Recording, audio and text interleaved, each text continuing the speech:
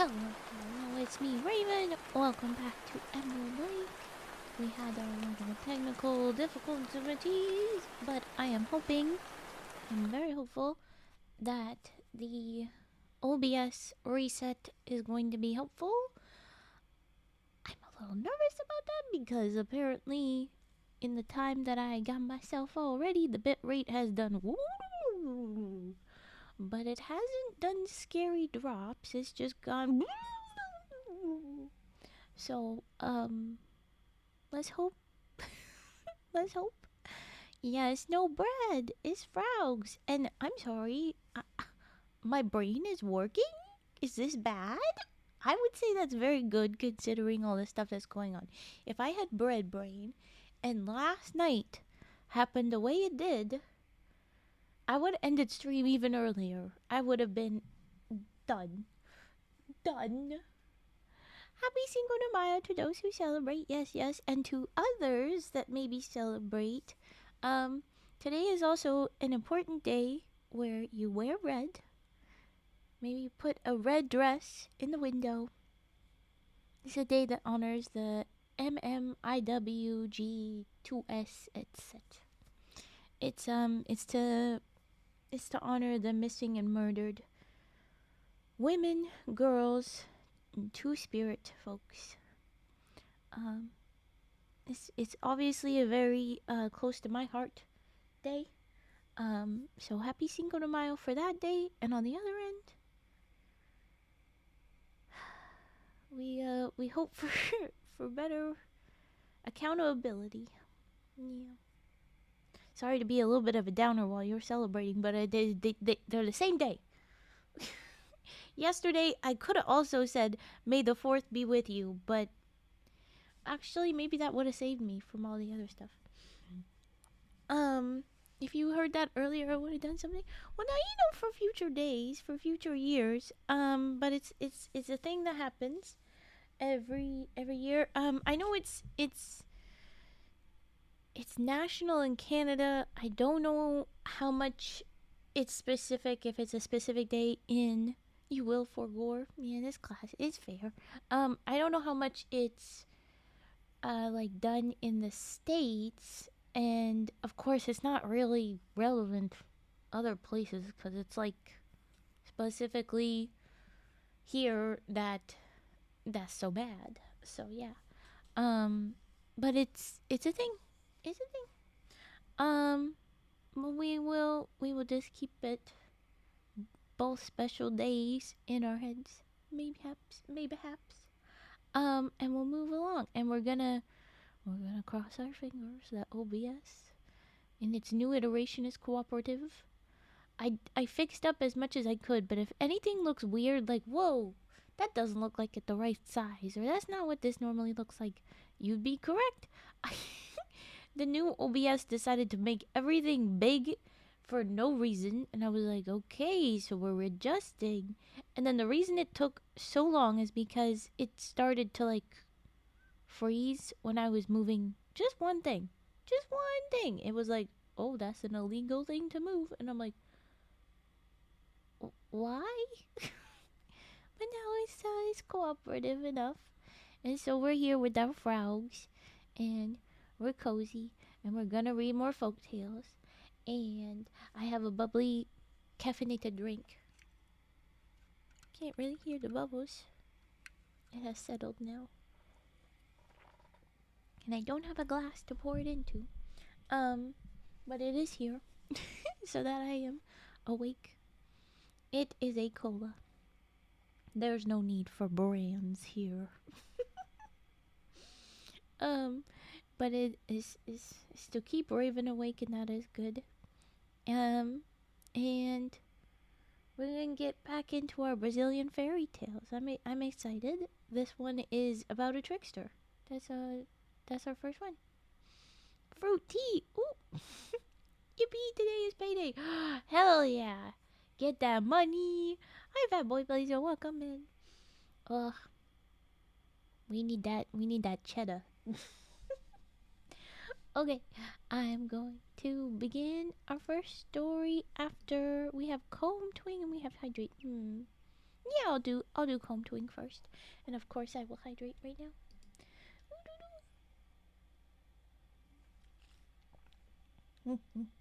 Remember to stay hydrated, everybody. Okay, and comb twing. Where'd the comb go? Okay, here it is. Okay, you lurk away. Have a good lurkin'. Where is Tay?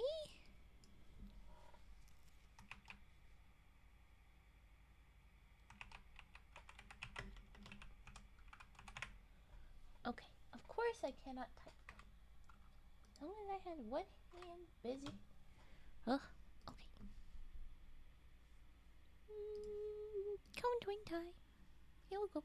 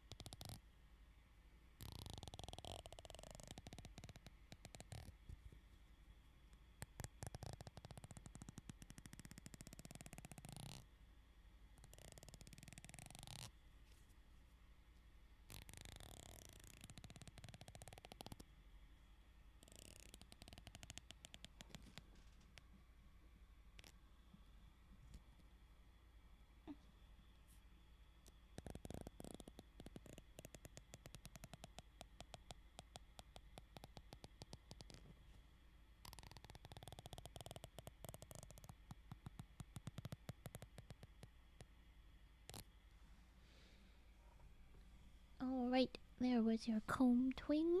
It has been twung. And now I have sniffs and rage puffing, but my tech isn't mean anymore. It's not warranted yet. Of course. And grazie being a form of a thank you, I know, but remember we're trying to keep our translations for people. Just because I know that one's pretty simple, but like, if it's a rule, we gotta follow it all the time, kind of thing. I'm gonna do sniffs. Sniffs. Sniffs time.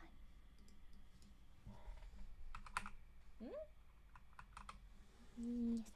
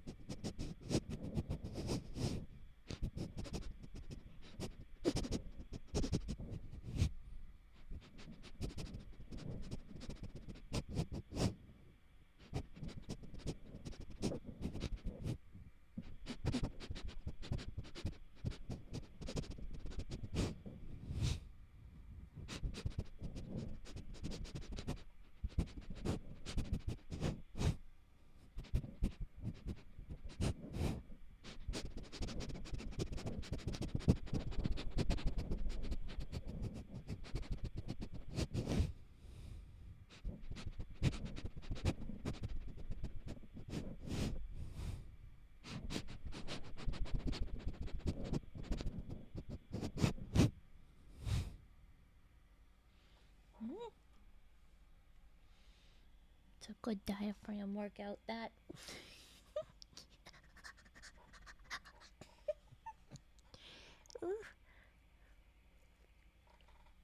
You try it. You try breathing like that for a minute straight is good. It'll get your diaphragm moving. Okay. Gribbles. Yes. Well, it's what you guys make me do. I don't normally do this. I don't just sit here and be like, you know what I'm gonna do right now. No. Okay, I have rage puffing though next. Here we go.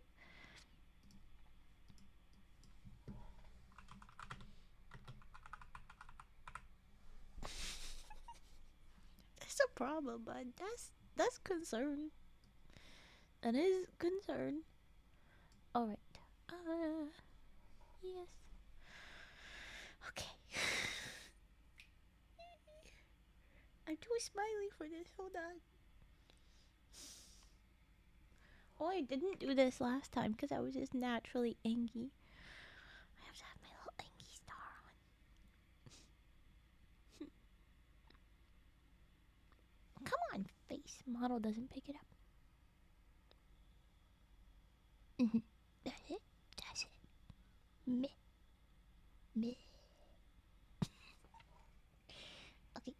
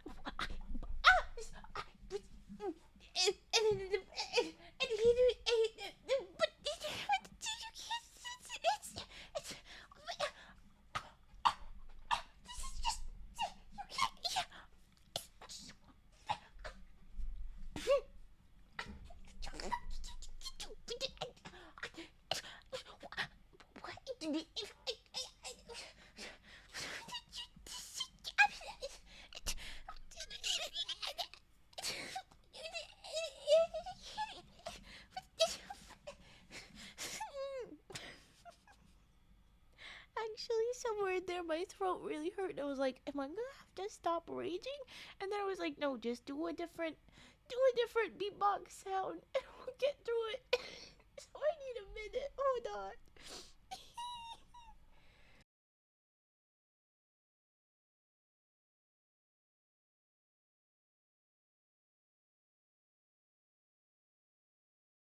Oh, I just had a very cartoony cough, but it was way too loud for you. Oh, you broke Raven. You did a little bit. Yes, you did. But that is what you requested. um.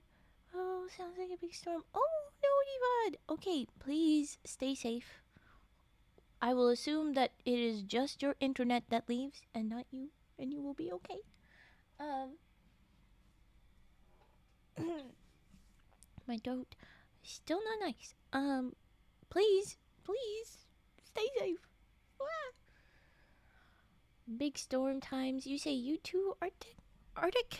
Um, then same to you. Stay safe.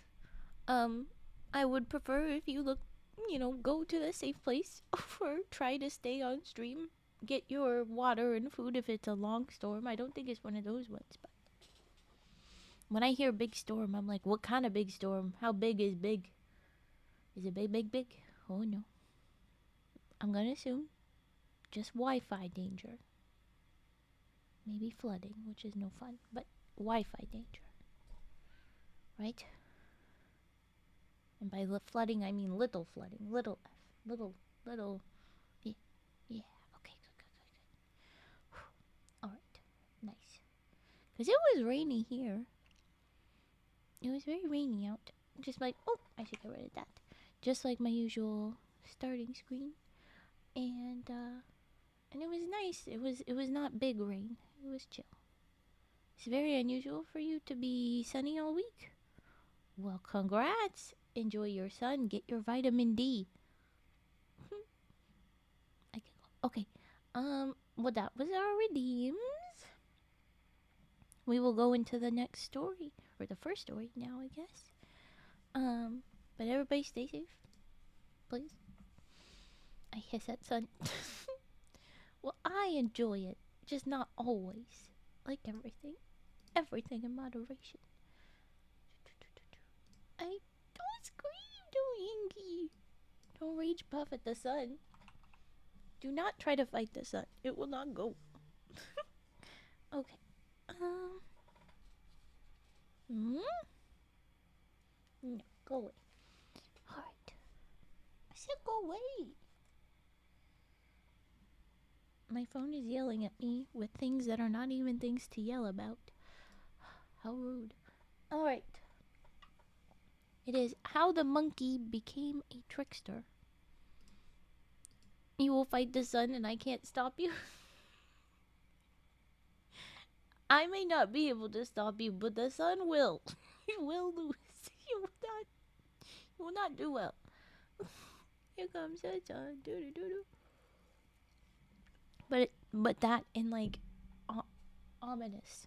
Here comes the sun. Doo doo doo doo doo. Doo doo doo doo doo doo. We have to try to fight the sun. Yes, exactly. Okay. How the monkey became a trickster, dang it. The fuck did this monkey do? Once upon a time there was a beautiful garden in which grew all sorts of fruits. Many beasts live in the garden, and they were permitted to eat of the fruits whenever they wished. But they were asked to observe one rule. They must make a low, polite bow to the fruit tree, call it by its name, and say, "Please give me a taste of your fruit." They had to be very careful to remember the tree's correct name, and oh my goodness, what's happening? My frickin' throat. Had to remember the tree's correct name, yes, and not to forget to say please. It was also very important that they should remember not to be greedy. They must always leave plenty of fruit for the other beasts who might pass that way, and plenty to adorn the tree itself and to furnish seed so that other trees might grow. If they wished to eat figs, they had to say, "Oh fig tree, please give me a taste of your fruit." Or if they wished to eat oranges, they had to say, "Oh orange tree, please give me a taste of your fruit."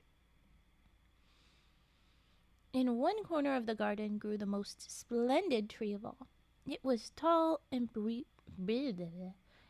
beautiful, and the rosy-cheeked fruit upon its wide-spreading branches looked wonderfully tempting. No beast had ever tasted of that fruit, for no beast could ever remember its name. In a tiny house near the edge of the garden dwelt a little old woman who knew the names of all the fruit trees which grew in the garden. The beasts often went to her and asked the name of the wonderful fruit tree, but the tree was so far distant from the tiny house of the little old woman that no beast could ever remember that long. They all got goldfish brains. No one could remember that long. Hard name. By the end... It's a long, hard name? What? Why are you doing this to me, Story? What do you mean it's a long, hard name? Okay, by the time he reached the fruit tree, no one can remember. That's the point. I don't know why we needed to add that extra adjective. It was unnecessary. It was very unnecessary. At last, the monkey thought of a trick. Perhaps you do not know it, but the monkey can play the guitar. I did not fucking know that. Okay. He always played when the beasts gathered together in the garden to dance. The monkey went to the tiny house of the little old woman, carrying his guitar under his arm. When she told him the long, hard name, why do you do that to me? The wonderful fruit tree, he made up a little song a little tune to it, all his own, and sang it over and over again all the way from the tiny house of the little old woman to the corner of the garden where the wonderful fruit tree grew. When any of the other beasts met him and asked him what new song he was singing to his guitar, he never said a word. He marched straight on, playing his little tune over and over again on his guitar and singing softly the long, hard name. Stop! This is unnecessary. At last, he reached the corner of the garden where the wonderful fruit tree grew. He had never seen it look so beautiful. The rosy-cheeked fruit glowed in the bright sunlight. I was thinking, rosy-cheeked fruit. When we read it at first, I'm like, why are you saying it like that? Is this supposed to be, is the fruit gonna be ass? Is the fruit gonna be ass?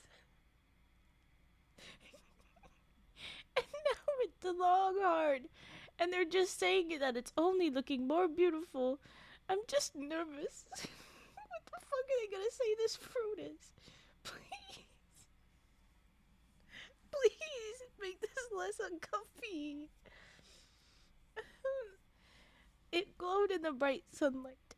The monkey could hardly wait to make his bow, say the long hard name over twice, and ask for the fruit with a please. What a beautiful color and what a delicious odor that fruit had! The monkey had never in all his life been so near to anything which smelled so good. He took a big bite. What a face he made! Don't be bland. I don't have any more. Yes, it's just that little guy. It's not a peach, but the peach emoji. Don't you love how weird they are? And now they're saying he takes a big bite and he makes some fucking face. What a face he made. That beautiful, sweet smelling fruit was bitter and sour, and it had a nasty taste. It totally is.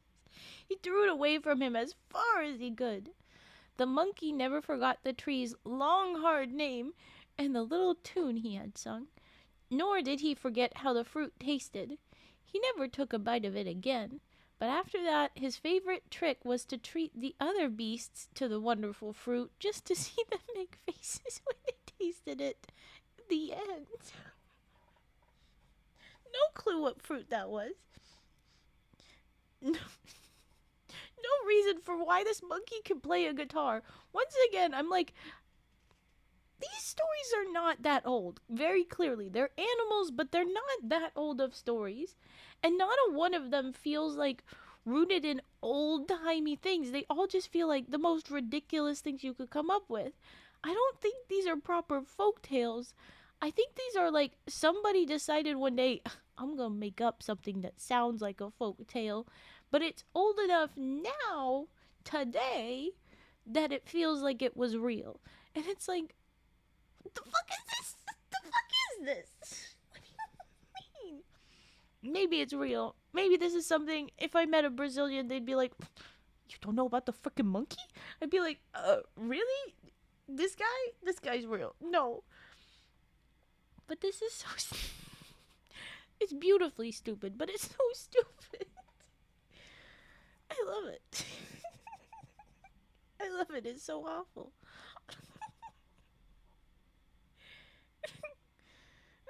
What the fuck name of the fruit is it? And it's like it's the opposite of a durian, where it's like it smells so wonderful and it tasted god awful. It just makes me happy.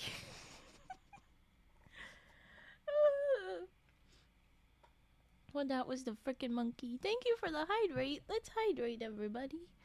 Oh my goodness. Somebody save me from these freaking stories. Oh my goodness. Why? Why? Alright. Oh no, the next three are about monkey. Oh no. Oh no. And then there's no, it's not the next three. It's the next six of them are about that monkey. I'm scared. Is he gonna be this awful the whole time? Is it all gonna be that? Okay, the first one, at least the goat is also in the title. It's how the monkey and the goat earned their reputations. And for whatever reason so far in these, hi Mask, for whatever reason in these, the goat is like this jock. He's not eating a bunch of stuff, but he's big, strong guy. And I'm like, okay, that's not usually your reputation other places. But you got it, buddy. So I'm curious what his reputation is officially in this next one. Okay, cool. The coat's clear. The coats is clear. Yes, okay. Coast. Yeah, so far you're safe. I got to hang out with, oh my gosh. Oh my gosh, my throat. Give me a second. You know what? I'm gonna do another cough. Ugh.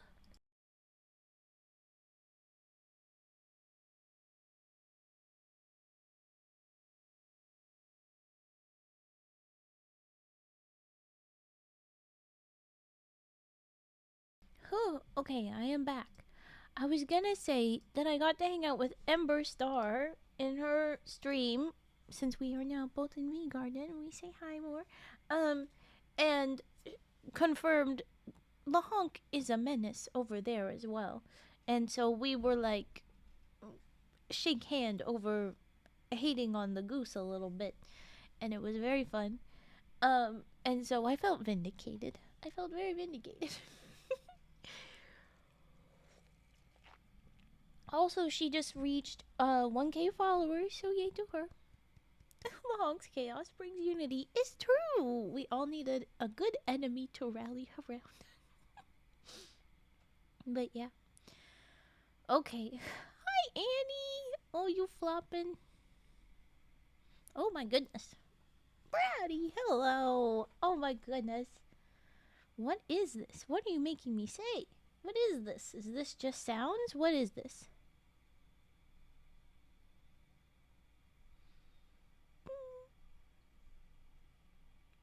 I feel this as well. Hi, Mimi. Hi. I am nervous what your trigger word is a bit. Just as Cage is concerned. It's Italian brain rot. Okay. It felt like it wasn't. It felt like it was just silly. It felt like it had an energy of just like skibbity or whatever. But I wasn't sure. I'm like, this is like a little song part for sure. Like tongue ta tongue tongue. Right? Okay. I have hydrated. We did that. And now I have posture check and stretch to do. So let's do that. Bit stretch. Okay. And then adjust. Well, I keep coughing. Why do I have to keep coughing? Show me. Hold on.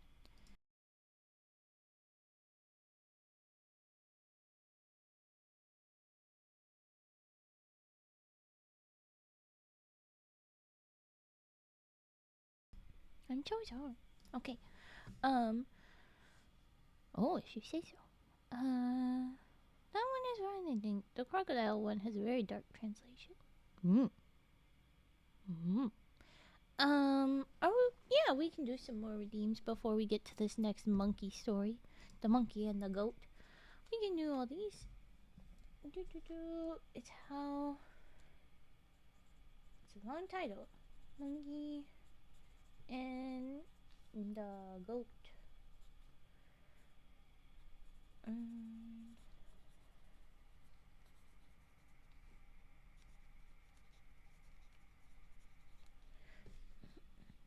Or how they earn their reputations. We'll get to that after. Tongue to tongue tongue. Sahur. Sayer? I don't know how to pronounce. I hope that that's close. And then we'll get the tin in a plastic jar. Where did you go? I found. Okay. I will collect. Hold on.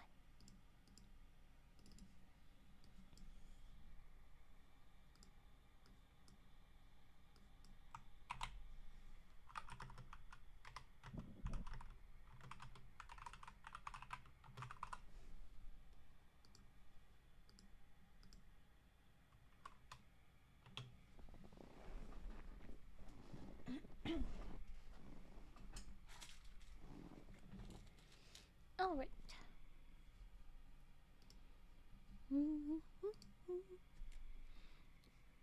We'll do this and any other redeems that are up for a little bit. And then we can move on to the monkey and the goat. I will do the tin and plastic jar first, but then we can. Okay, here we go.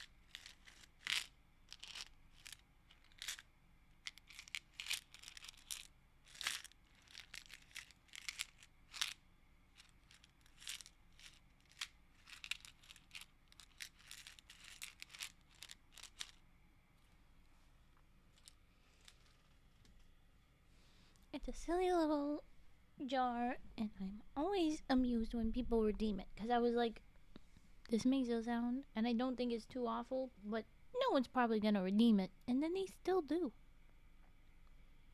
I'm always surprised. Okay, we move on to monkey then. Monkey and goat, since there's no other redeems. Oh, do do do do. It's a nice surprise. Yeah. It's like, oh, well, cool. Now, not how Monk became a trickster, but and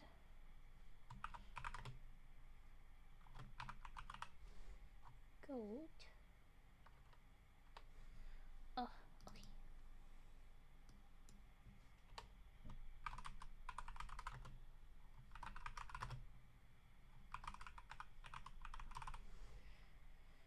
It's a long freaking title. You know what? We'll do this.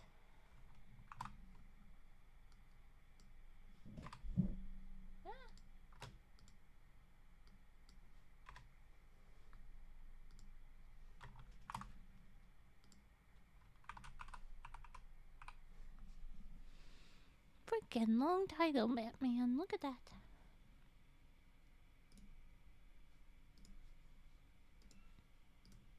Alright. Like fighting a quarter on the street? Yeah, a little bit. A little bit. Well, maybe not a quarter. Maybe a coin that's not your country's money.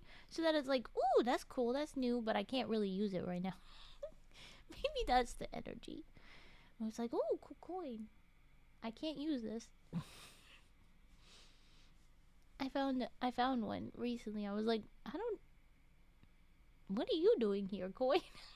But that was cool. I was like, okay, that's going in my pocket either way. I'm pleased. But yes, maybe that's the equivalent. All right, I have it up. Here we go. Oh no, it's another party with the tiger. I'm nervous already. Once upon a time, the tiger sent an invitation to the goat, asking the goat to accompany him on a visit. Oh, not a party. The goat promptly accepted the invitation, and at the appointed day they started on their journey to the house of the tiger's friend. On the way there, they came to a dangerous marsh. The tiger was afraid to cross it, but he pretended to be very brave. He said to the goat, "Friend goat, how very pale you look when you think about crossing the marsh. Don't be afraid, just go ahead."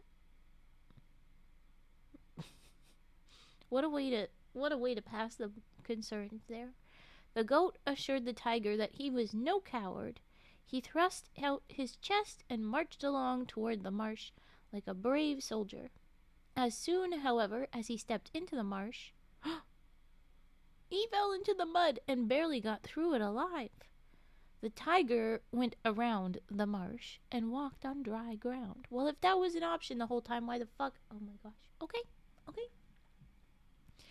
After the tiger and the goat had come together again, they came to some banana trees. The tiger said to the goat, "Friend goat, aren't you hungry?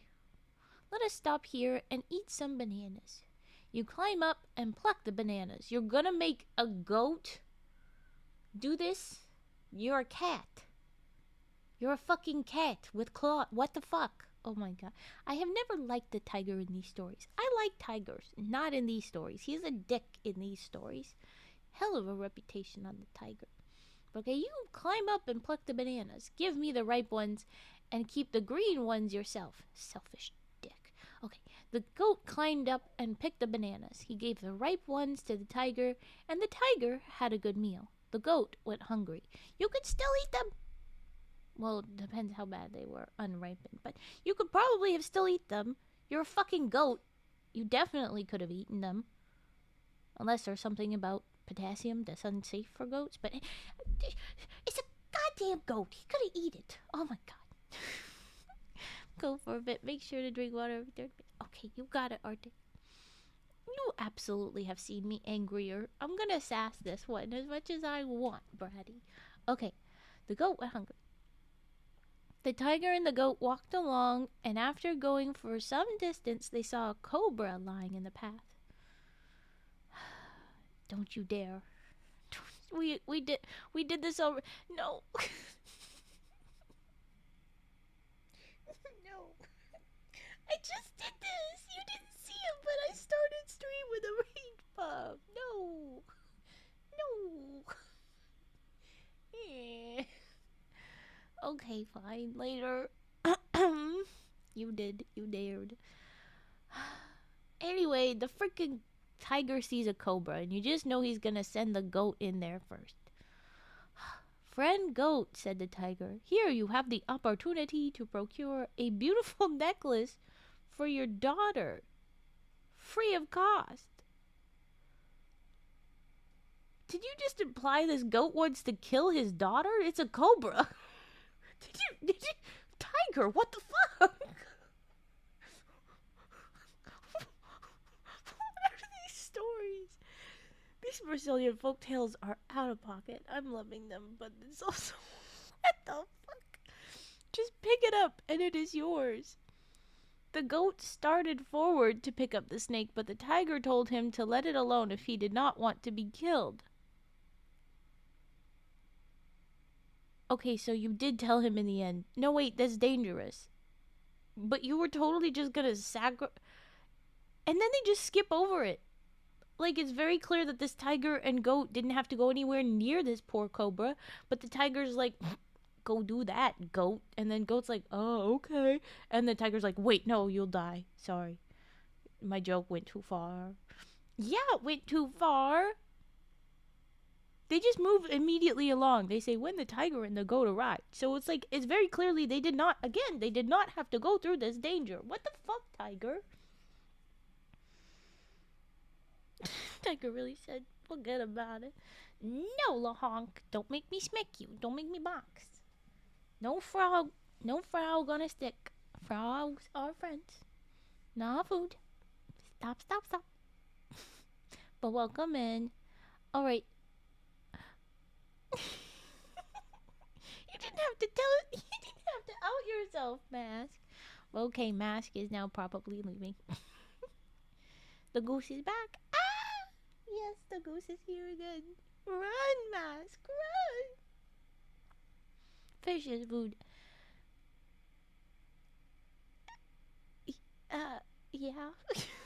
Yeah. Yeah, fish is food. But I don't eat bad fish. Oh, okay, good. Yes. I know someone who would like to meet this tiger. Ooh. Oh, don't threaten this tiger. Oh, that's a very cute threat. Did I hear frog legs for dinner? No. No, you did not. We are not eating our frogs. Stop encouraging him. I guess back to the shitty tiger, because the goose just made chat less safe. Ugh. Okay, fine. When the tiger and the goat arrived at the house of the tiger's friend, it was very late. Maybe if you hadn't gone and done a bunch of bullshit, you would have been fine. They soon went to bed in hammocks hung close together. At midnight, the tiger rose quietly, walked on tiptoe to the door, opened it, and went out. What the fuck are you doing now? He hurried to the place where the sheep were kept. Yeah, and then he eats the sheep. But buddy, your friend's a goat. This is so uncomfortable. The cannibalism. Then again, we saw the tiger and the stag that were accidentally... Oh my gosh, Bratty, Fatboy Blazin', Mask. You guys missed an accidental... And they were roommates? Story. It was hilarious. And the VODs are not up because we had a double crash. But it was hilarious. Eventually I'm gonna stitch it together and make it go up. But for now you can go through them on Twitch. I don't have them on YouTube. But oh my god. It was ridiculous. Okay. Why are they still taking... Monkey is the one in the title. It's the monkey and the goat. So I'm very confused why tiger is still here. But I have a feeling that eventually we're going to put one over on the tiger. That's how it went before. So let's hope. Let's hope. Okay, yeah, the tiger left. He went to go kill the fattest lamb of the flock and had a feast. Then he went back to the hammock, wiped the blood on the goat, and went to sleep. You're gonna blame the goat for eating a lamb?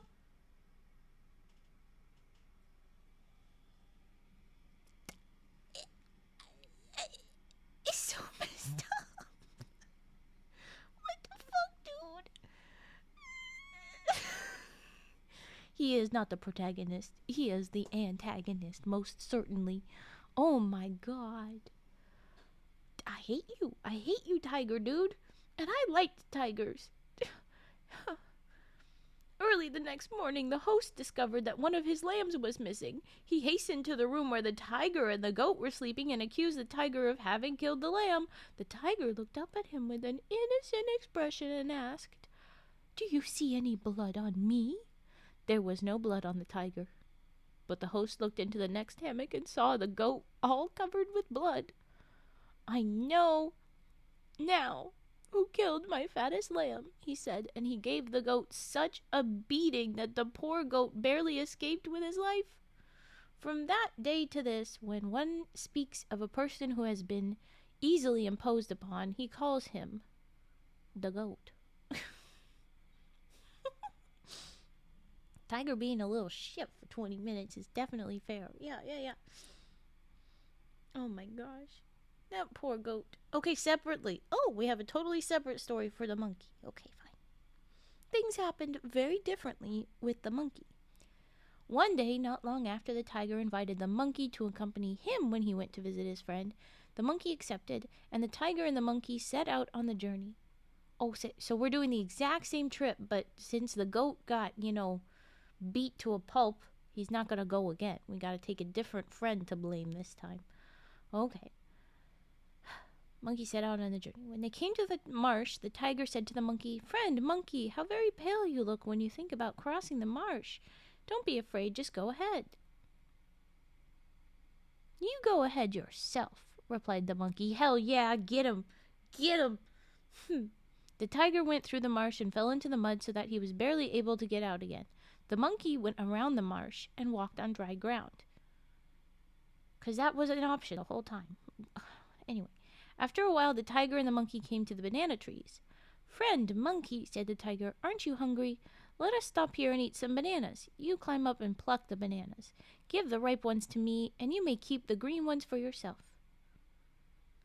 The monkey climbed up and picked the bananas, but he ate all the ripe ones himself and threw the green ones down to the tiger.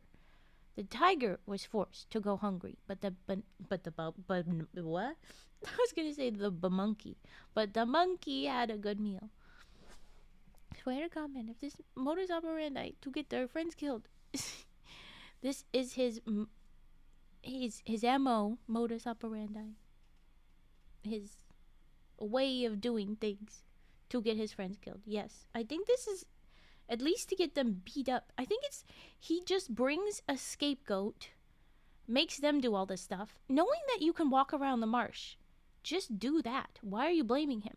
He's like afraid to seem cowardly, I guess, but you could just say like, "Oh dude, the goat nearly died last time, we should probably go around." Like, you can just say that. You don't have to do the machismo bullshit, tiger dude. And then the bananas. What the fuck?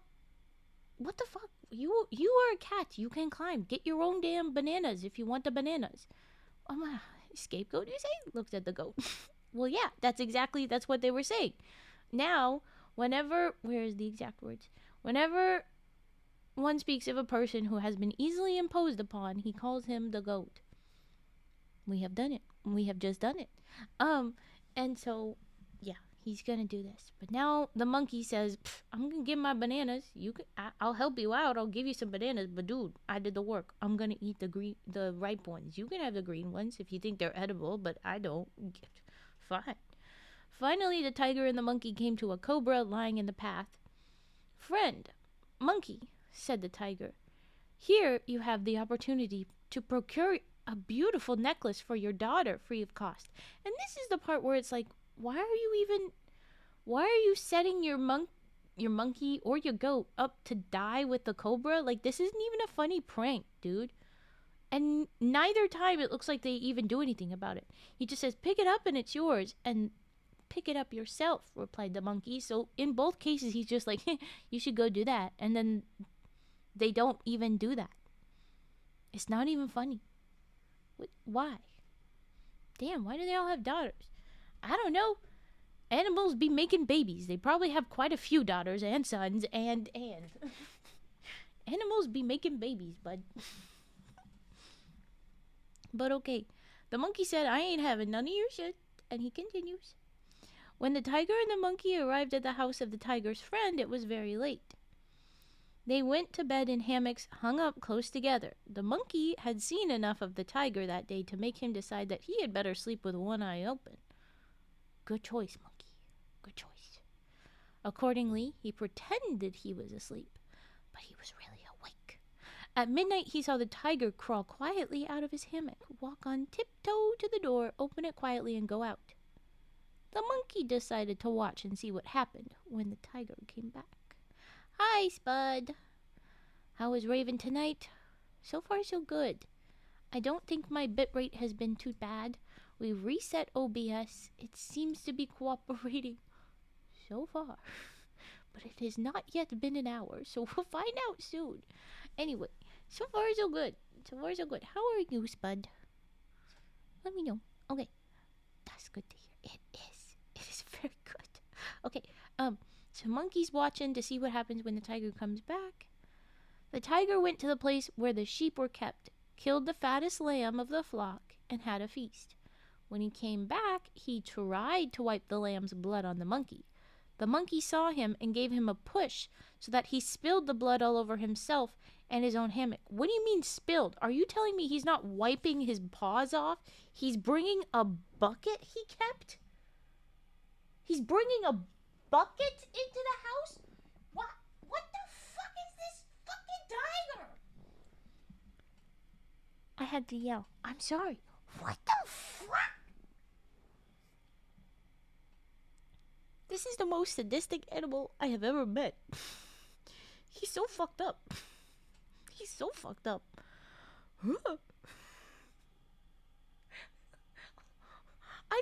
I thought with the goat he had like bloody paws, cause you know he's a tiger that just killed and ate a sheep, and maybe his mouth is bloody, and so he just like wipe it off on the other guy. It even said wiped off the blood, but then spilled the blood all over himself and his own hammock. That's a bucket of blood he just collected. Why would you do that? Why would you do that intentionally? I guess to make it easier to frame the other person, but just wouldn't there be a bloody bucket involved? Did no one notice the bloody bucket? What is going on? The image of a tiger on their back legs tippy-toeing around is something so hilarious to imagine. I'm imagining, like,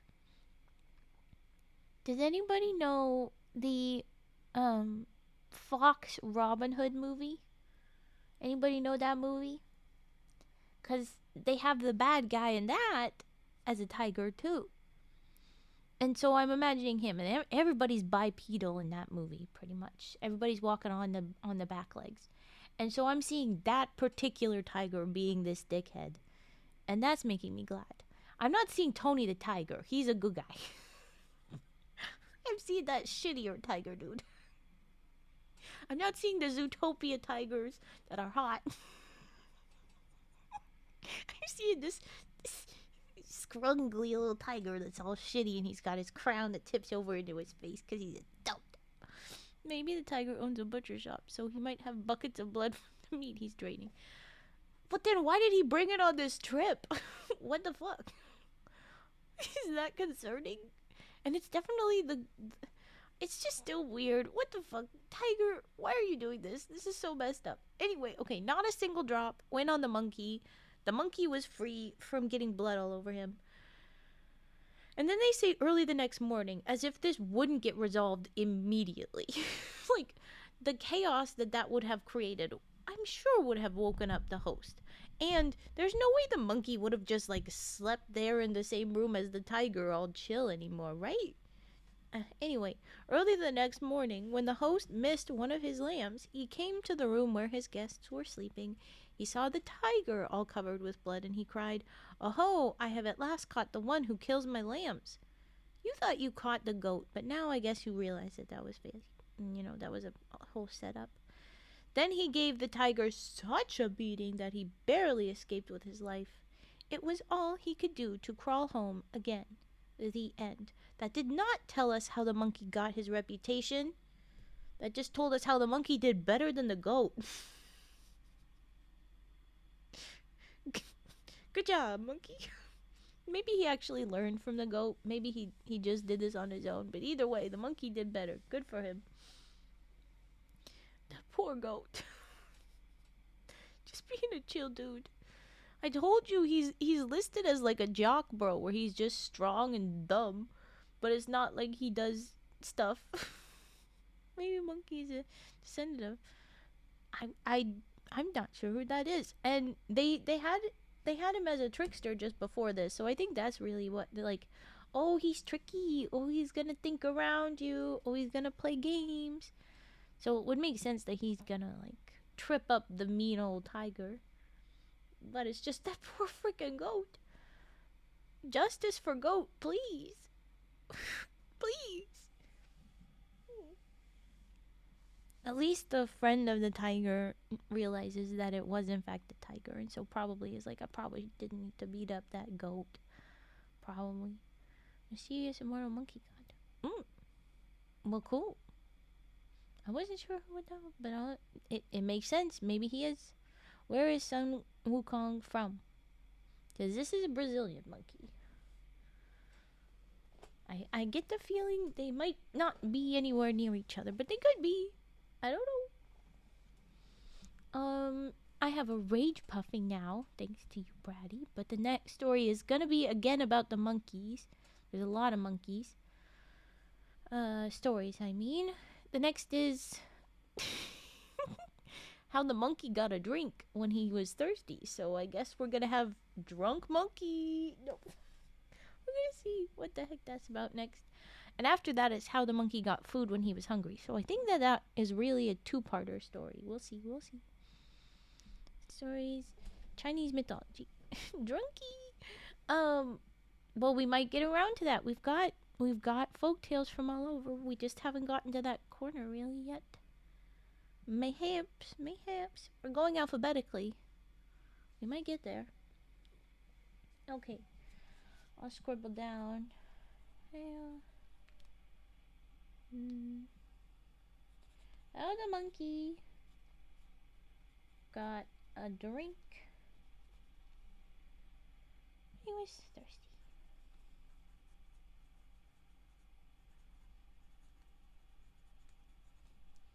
And then the next one is going to be pretty much the same, so I'll scribble that after too.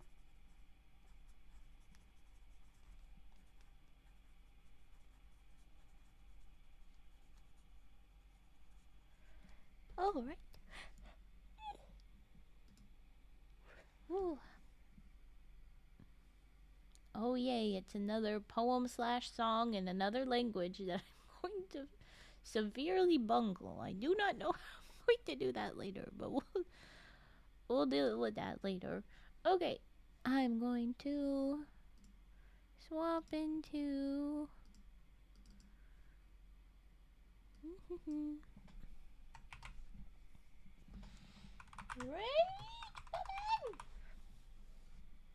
it's raging time.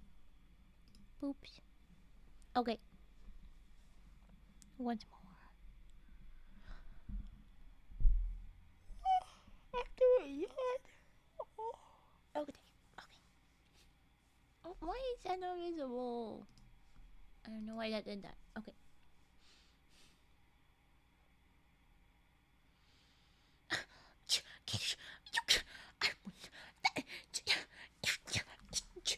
No.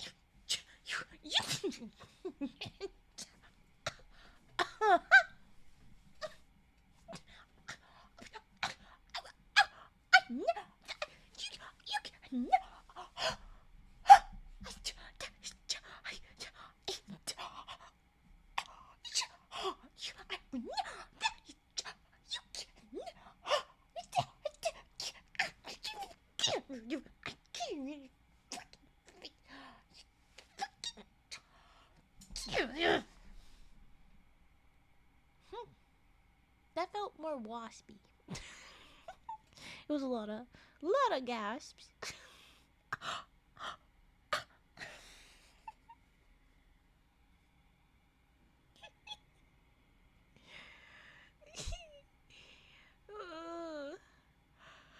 I'm tired now. I need the beverage. I still wonder if the other lake critters think she's doing a spell trying to raise up. I wonder what they think. I wonder too. Okay.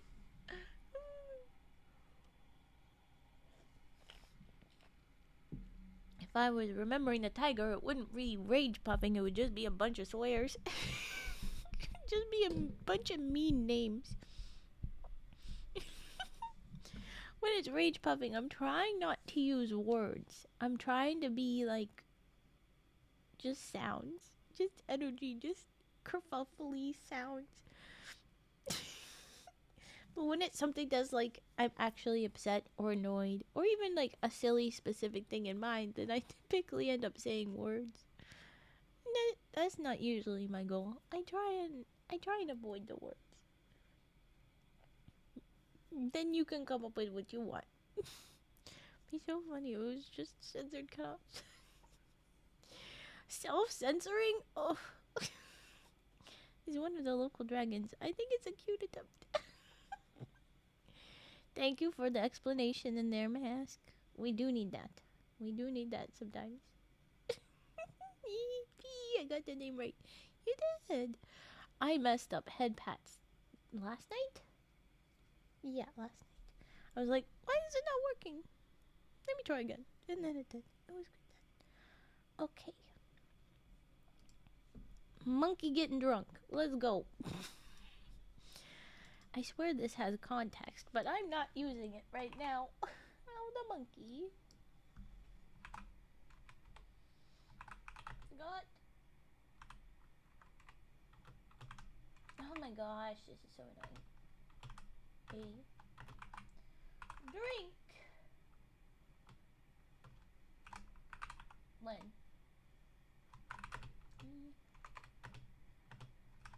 Was. If you ever think, wow, Raven takes forever to type. She's so weird. Why did the little periods pop up? That's not supposed to be here. Well, if I don't do a double space in this font, all the words smush in together. You can tell with the current trigger, they already kind of smush in together. They should be spaced out like that. But that's no space. That's one space. That's the two. Especially with some letters, they really infringe upon each other's spaces. And it annoys me. So I keep them as separate as I can. I wonder if I should do a whole new text and chat layout soon. I feel like I ought to. I like my bubbles, but they can't do the 7TV emote. And we do a lot of those. So I'm like, should I change that up? You tell me, chat. Should we do a whole new thingy? You tell me. But for now, this is what I work with. Okay. How the monkey got a drink when he was thirsty. Once upon a time, the monkey made the tiger very angry. The last story, or is it a whole new thing? Let's piss off that tiger as much as we can. He deserves it. This is how it happened. The monkey was seated high up among the leafy branches of a mango tree, playing upon his guitar. The tiger passed that way and lay down under the tree to rest. Just to tease him, the monkey played and sang this little song. Oh no, no. Tango titar, the tiger's bones are in my guitar. Tee-hee, tee-hee. The monkey literally sings tee-hee, tee-hee. Okay. The tiger was very angry. That's like not even a thing. Unless tango titar means something really weird. The tiger's bones are in my guitar. I guess could be a little threatening, but like, I would just like leave. I don't know. Tiger, you're a mess. Anyway, Tiger is very angry, he says. Just wait until I catch you, Mr. Monkey, he said. Then I'll show you a trick or two with bones. Mm. Yes, yes, Pretty. Fall asleep. This is what I'm supposed to be here for, ain't it? For a lot of you, sleep aid. I'm happy to make you go eepy and get out of here. Go to bed. Get your rest. It's very important. Take care of yourselves. But I'm gonna keep criticizing this tiger. We're not gonna be done anytime soon. Okay. The monkey leaped from one tree to another, keeping himself so well hid by the foliage that the tiger could not see him. Then how did you know it was monkey? Then he came down out of the trees and hid himself in a hole in the ground. When the tiger came near, he again played and sang his little song. Tango titar, the tiger's bones are in my guitar. Tee-hee, tee-hee. The tiger put his paw into the hole and caught the monkey's leg. Oh no, he says. Oh ho, Mr. Tiger, said the monkey. You think that you have caught my leg, but what you really have is just a little stick. Oh ho, oh ho. Then the tiger let go of the monkey's leg. That worked?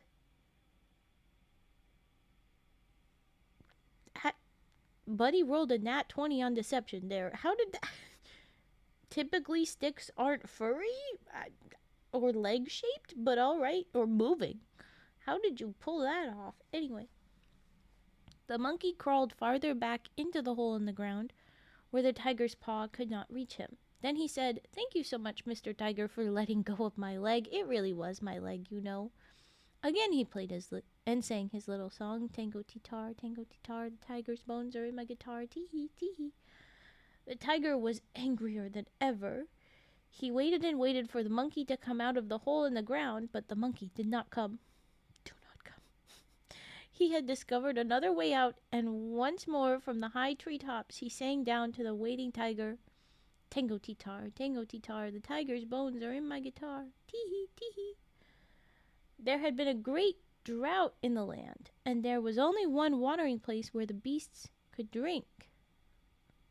Okay. Is this the hole in the ground? I hope not. The tiger knew that the monkey would have to go there when he was thirsty. Oh, okay. So he decided to wait for him and catch him when he came to drink. You're breaking the rules of the watering hole, but I guess the monkey is really being a pest. When the monkey went to the watering place to get a drink, he found the tiger there waiting for him. He ran away as fast as the wind, for he was really very much afraid of the tiger. He waited and waited until he thought he should die of thirst, but the tiger did not go away from the watering place for a single minute. At last, the monkey thought of a trick by which he would be able to get a drink. He lay down by the side of the pathway as if he were dead. After a while, an old woman came along the path carrying a dish of honey. How is it that every human ever in this story is really old and small? Why are they all little old? I guess this one isn't little, but they're all old. Weird trend, but okay. Alright. Old woman came along the path carrying a dish of honey in a basket upon her head. She saw the monkey lying there by the path, and, thinking that he was dead, she picked him up and put him into the basket with the dish of honey. When the monkey saw that it was honey in the dish, he was very happy. He opened the dish and covered himself all over in the soft, sticky honey. So you're just a thief. Then, as the old woman walked under the trees, he lightly sprang out of the basket into the trees. The old woman did not miss him until she got home. You didn't notice that? You didn't notice the weight of a monkey jumping out of a basket? Apparently on your head? Really? Okay. And found only part of her dish of honey in the basket. Why, I thought I had brought home a dead monkey in my basket, she said to her children. Now there is no monkey, and my dish is only half full of honey. The monkey must have been playing one of his tricks. That might have been a story old woman said to her kids, just to excuse why she no longer has all the honey. I think there was a monkey doing something. What? But I guess there are children now. That's good. Someone other than old people. The monkey had in the meantime stuck leaves from the trees into the honey all over his body so that he was completely disguised. What was your plan if she had not had honey? What was your plan if then? His own mother would never have recognized him. He looked something like a porcupine. But instead of sharp quills, there were green leaves sticking out all over him. In this fashion, he went to the drinking place, and the tiger did not recognize him. He took a long, deep drink. He was so thirsty, and the water tasted so good that he stayed in the drinking place too long. The leaves came out of the honey which had held them, and the tiger saw that it was really the monkey. The monkey was barely able to escape. He was so badly frightened that he waited and waited a long, long time before he again went to the drinking place. At last he got so thirsty that he couldn't wait any longer. He went to the resin tree and covered himself with resin. Then he stuck leaves into the resin and again went to the drinking place. The tiger saw him, but as the tiger expected to see the leaves come off just as soon as the monkey got into the water, he thought he would wait and catch him in his bare skin. This time the leaves did not come off, for the resin held them fast, and was not in the least affected by the water. The tiger thought that it was not the monkey, and that he must have made a mistake. The monkey drank all he wished, and then strolled away leisurely without the tiger's attacking him. He used the resin and leaves every time he wanted a drink after that. He kept up the trick until the rainy season arrived, and he could find plenty of water in other places than the big drinking place. The end. Is the lesson to run away from your problems, disguise yourself so you never have to deal with consequences? Or is it that resin is more waterproof and better sticky than honey? Because this is the core principle of folktales and such, is that there's like a lesson kind of baked in, and this one what the fuck is the lesson supposed to be? It's not how things came to be. It's not something teaching kids properly. It's just really weird. Okay.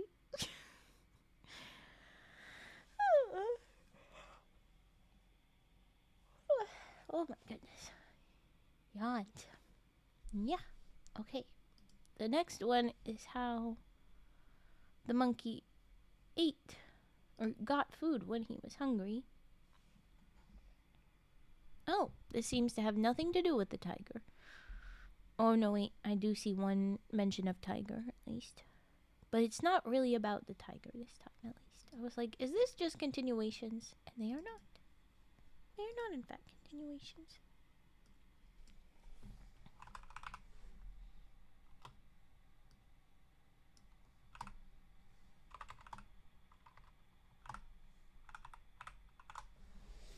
Now we go. I'm going to caffeinate.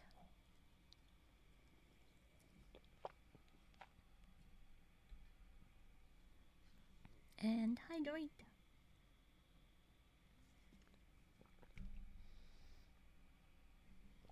Because you must remember that to caffeinate is to dehydrate.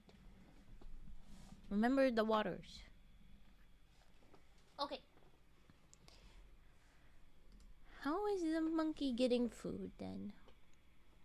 Apparently irrelevant to him struggling to get his water. He has a different adventure about getting his food. Once upon a time, the monkey was hungry. He wanted to make some porridge, but he did not have any money to buy meal to make the porridge. He's a monkey. He shouldn't need money. What is this world? When is this supposed to be? When are these supposed to be taking place? What the fuck is with these folk tales? None of them feel genuine at all. What is happening? Why do they have money? Why do they have farms? Why do they have guitars and violins? Why do they have a tiger that feels like the epitome of corporate greed in that one story? What the fuck is going on? Okay. He wants to get some porridge, but he hasn't got any money. So he went to the house of the hen to borrow some meal. The hen gave him some meal. Come to my house tomorrow at 1 o'clock, he said to the hen. I'll pay back the meal then. Then the monkey went to the house of the fox and said, Oh, friend fox, please lend me some meal. Come to my house tomorrow at 2 o'clock and I'll pay you then. The fox gave him some meal. Then the monkey went to the house of the dog and said, Oh, friend, please lend me some meal. Come to my house tomorrow at 3 o'clock and I'll pay you back then.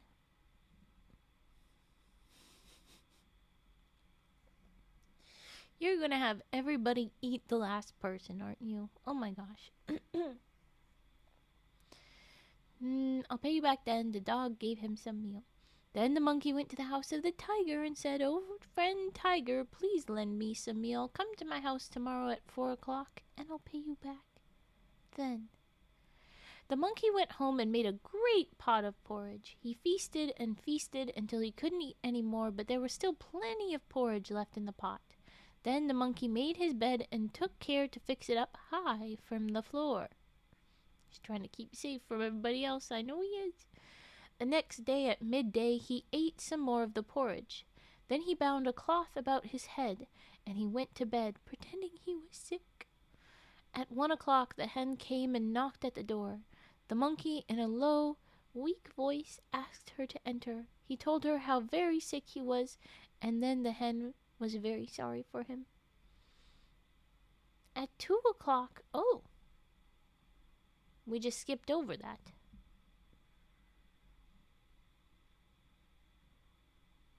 Oh, no, wait, okay. The hen felt very sorry for him. At 2 o'clock, the fox came and knocked at the door.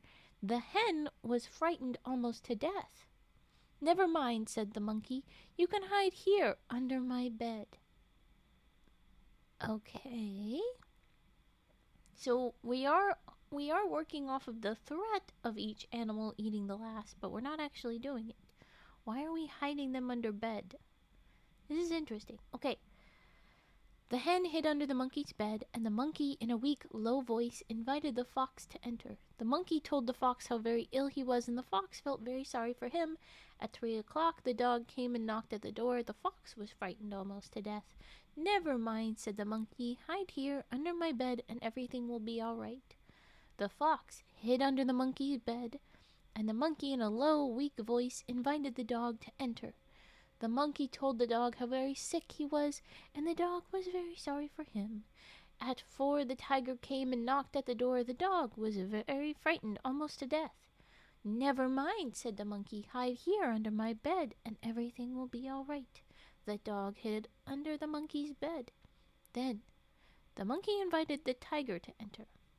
He told the tiger how very sick he was, but the tiger was not at all sorry for him, because the tiger's a douchebag. We've established this. He sprang at the bed, demanding in a loud, fierce voice that the monkey pay back the meal at once, as he promised to do. The monkey escaped to the treetops, but the bed broke down under the tiger's weight. Yep, there we go. Then the fox ate up the hen, and the dog ate up the fox, and the tiger ate up the dog. The tiger is still trying to catch the monkey. So they did just all eat each other, but the one that really lost the most was hen. At least dog got to eat hen. At least fox got to eat... Oh, no, wait. At least... fox got to eat hen. Dog got to eat fox. But the hen didn't get any food. And of course, the tiger got it to eat the dog, but then is also looking for the monkey as if he didn't get a meal. But it's okay. It's okay. We knew the tiger would be a douchebag. We knew this. Oh my goodness. I called it. I said that they were all gonna eat each other. No, put that intrusive thought away. Okay, right. Don't even say it. Alright. The next one, after I have a big old cough, will be more monkey stories. Bananas. Why bananas belong to the monkey. That's our next one. Hold on.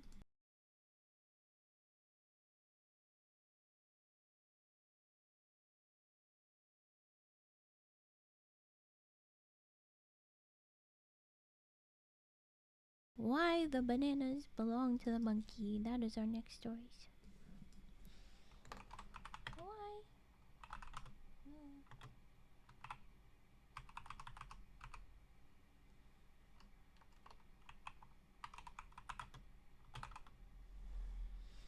Why the bananas belong to the monkey.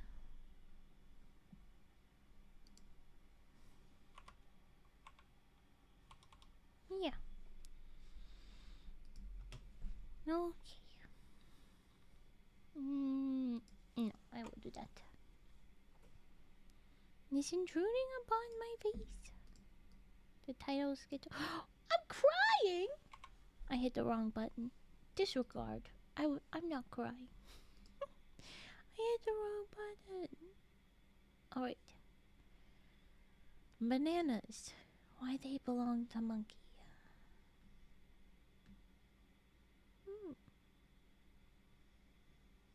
Alright. Perhaps you do not know it, but the monkeys think that all the bananas belong to them. I did kind of know. They do have that energy about them. When Brazilian children eat bananas, they say, I am a monkey. I once knew a little boy in Brazil who was very, very fond of bananas. Who is I? Are you the author, I? Who? Who is this? Who is this talking to me? I once knew a little boy in Brazil who was very, very fond of bananas. He always said, I am very much of a monkey. If you are fond of bananas, the Brazilian children would tell you that you are a monkey. I did it again. You are a monkey too. This is the story they tell to show us how it all came about. If you say so. Once upon a time, when the world had just been made and there was only one kind of banana, but very many kinds of monkeys, there was a little old woman, with the elders, who had a big garden full of banana trees. It was very difficult for the old woman to gather the bananas herself, so she made a bargain with the largest monkey. She told him that if he would gather the bunches of bananas for her, she would give him half of them. The monkey gathered the bananas. When he took his half, he gave the little old woman the bananas which grow at the bottom of the bunch and are small and wrinkled. The nice, big, fat ones he kept for himself and carried them home to let them ripen in the dark. The little old woman was very angry. She lay awake all night, trying to think of some way by which she could get even with the monkey. At last, she thought of a trick. Okay, eat well, Mask. Enjoy your lurk before you do eat. But eat well, thank you. Sleep well, Silly. Pat pats. Yes, I will do.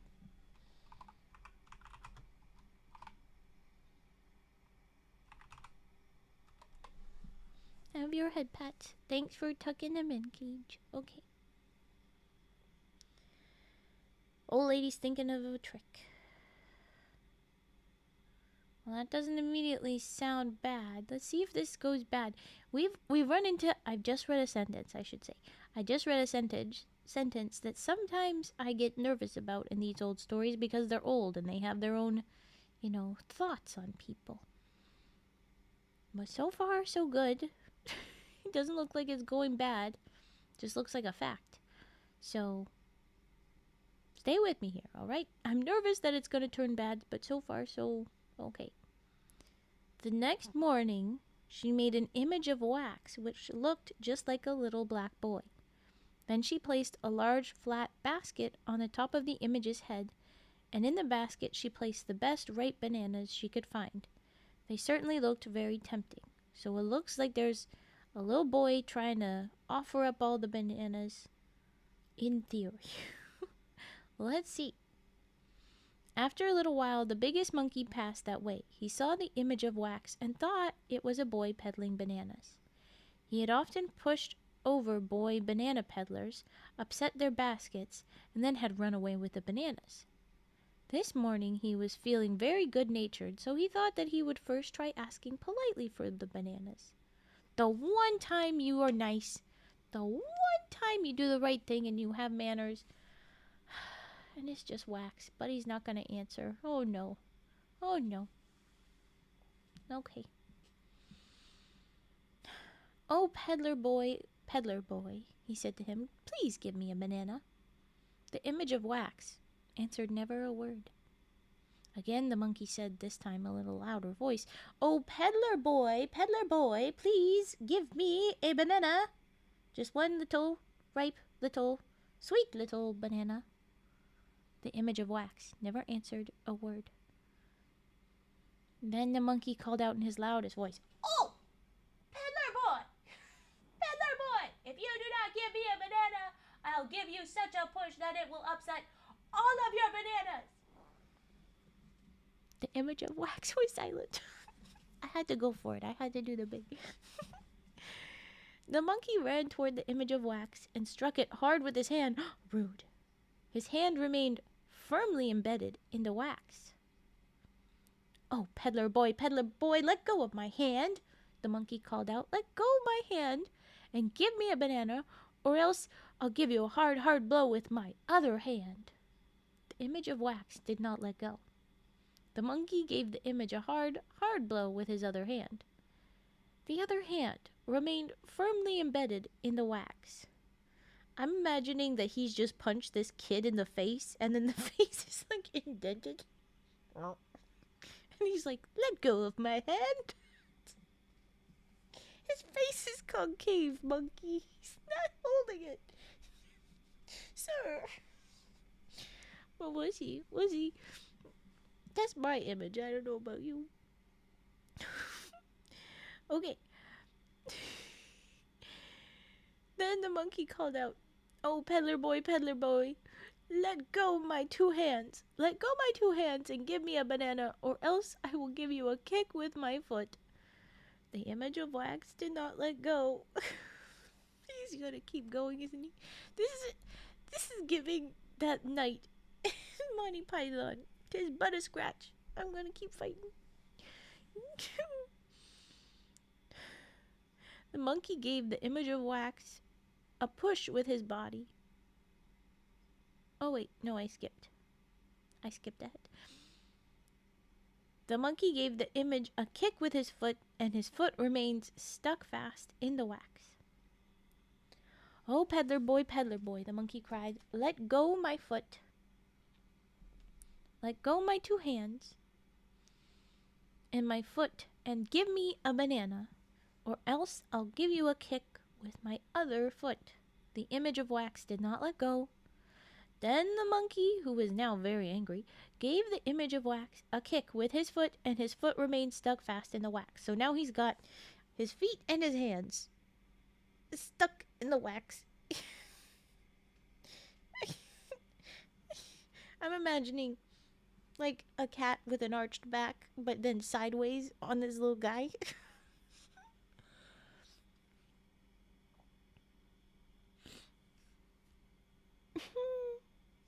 The monkey shouted, oh, peddler boy, let go my foot, let go my 2 feet and my 2 hands, and give me a banana, or else I'll give you a push with my body. The image of wax did not let go.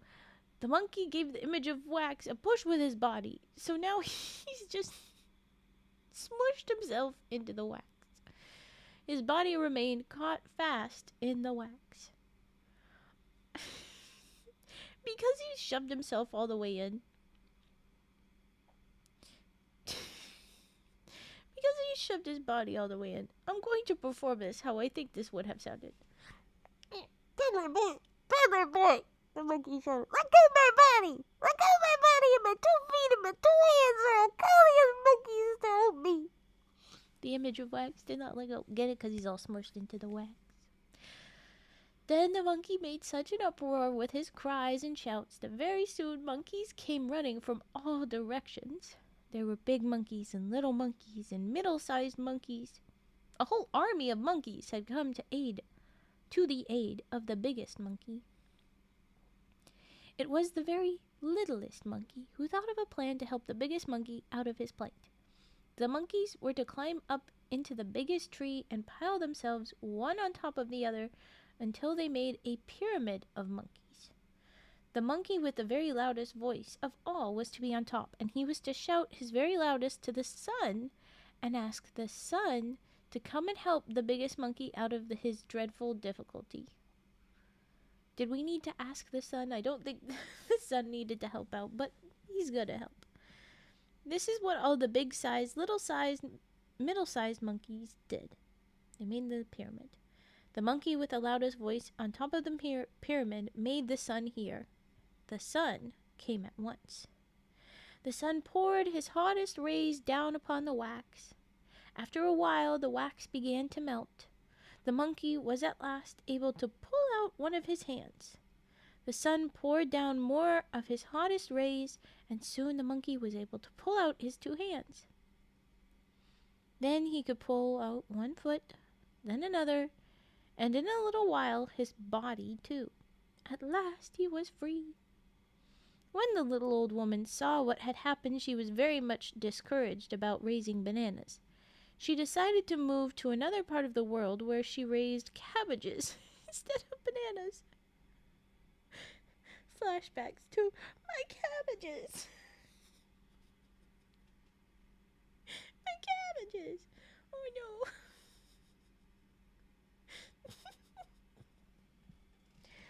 Oh no, ma'am. You didn't get any better, did you? But anyway, the monkeys were left in possession of the big garden full of banana trees. From that day to this, the monkeys have thought that they own all the bananas. I mean, they did yell at the sun until the sun helped them take bananas from a wax figure that one of them was stupid enough to get stuck in. They clearly have some help on their side. Fair to be concerned. Oh my gosh.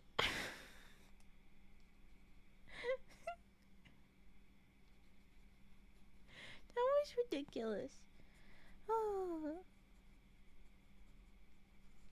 And again, I don't think this was one with a message. I think these are just like the silliest things some person could think of to tell their kid, and then it just continued.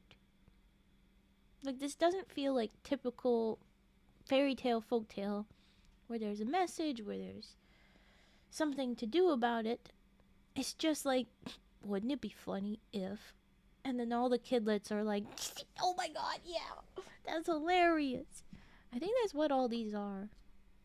And that's a hell of a time. It's just not what I'm used to. And that's why it feels so just absurd. Okay, next we have how the monkey escaped being eaten, and then why he still has a tail. And that's the last of the monkey stories. And then there's only a handful more after that in the book. But we have a whole second book of Brazilian folktales, so we got plenty. But I need a short break, so I'm gonna do a stretch. Okay, if anybody has any redeems, this is the time. I'm gonna do myself a little break, just like a stretchy moment. Okay. Ooh, back cracks. And I'm checking out the bit rate. It looks like it's doing wibbles, but it's not doing big dips. It's not doing big fall aparts yet. yet. Let's hope it maintains that. Let's hope it doesn't go mean. Well, meaner. That would be good. That would be good if it continued to be not so mean. Alright. Let's scoot up.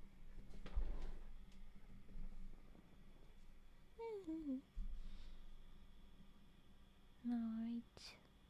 Yes, yes, yes. How did this monkey escape? How did he escape being eaten? We'll find out.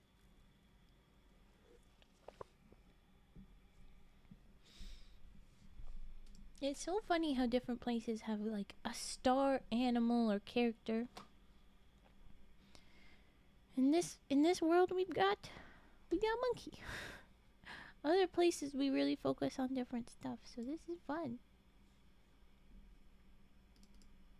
I'm only very curious. Very curious.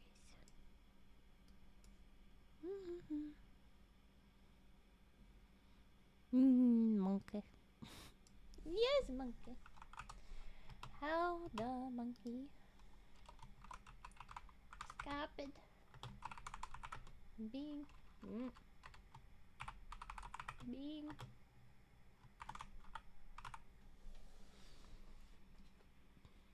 yeah. Okay. Ooh, scissor snips and Herbert time. I had a thought of how I could be letting Herbert do more, and then I got nervous about letting Herbert do more and letting the cult grow. But I feel, for at least our violent goose's sake, he should have more time. He should have more screen time. But we can go ahead and do that. I just prepped the story, but I can read that one in a second. We can do trigger.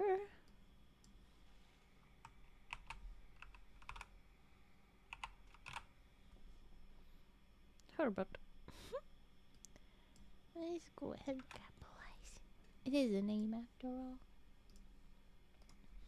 Let's let Herbert sing. I'm gonna get all cozy in the chair. Scoochy scooch. Here we go. Oh, loud. Sir.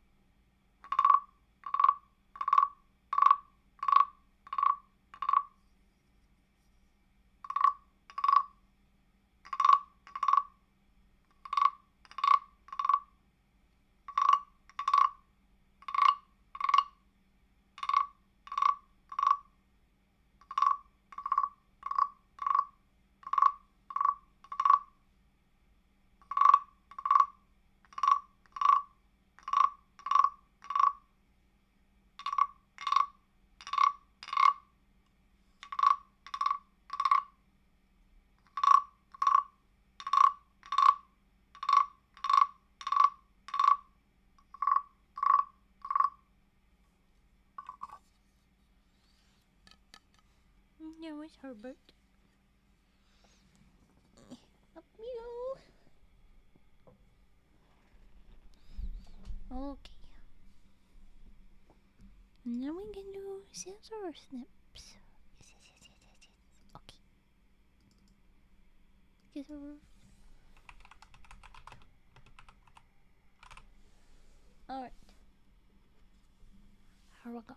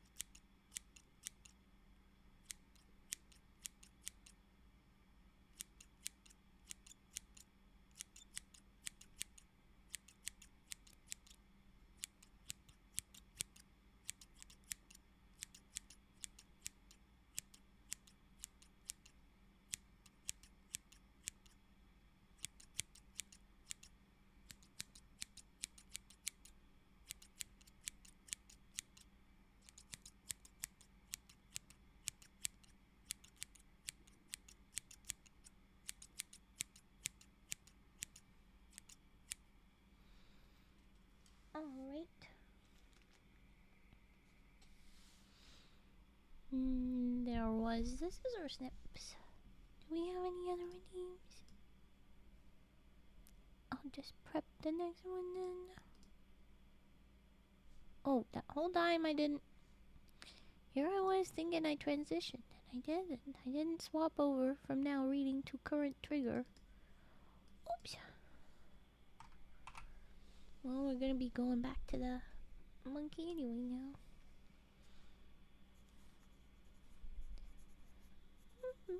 Oh, of course, hydrate. Yes, thank you. How the monkey escaped. Escape it. Being eaten. Yes. Okay.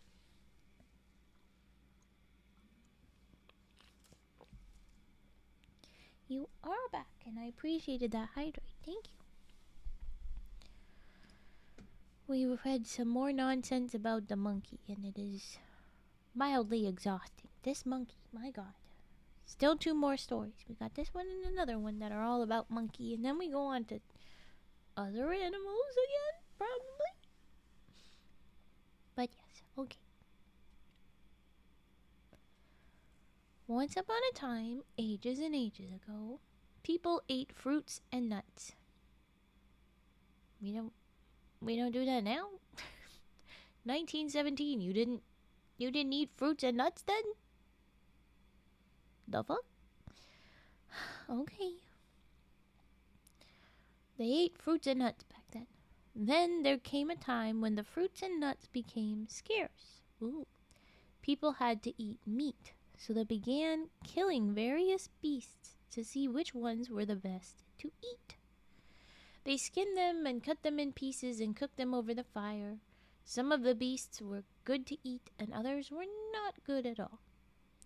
The ox was found to be very good, and so was the sheep and the armadillo. Then one day a man thought that he would try to eat the monkey. Good luck, sir.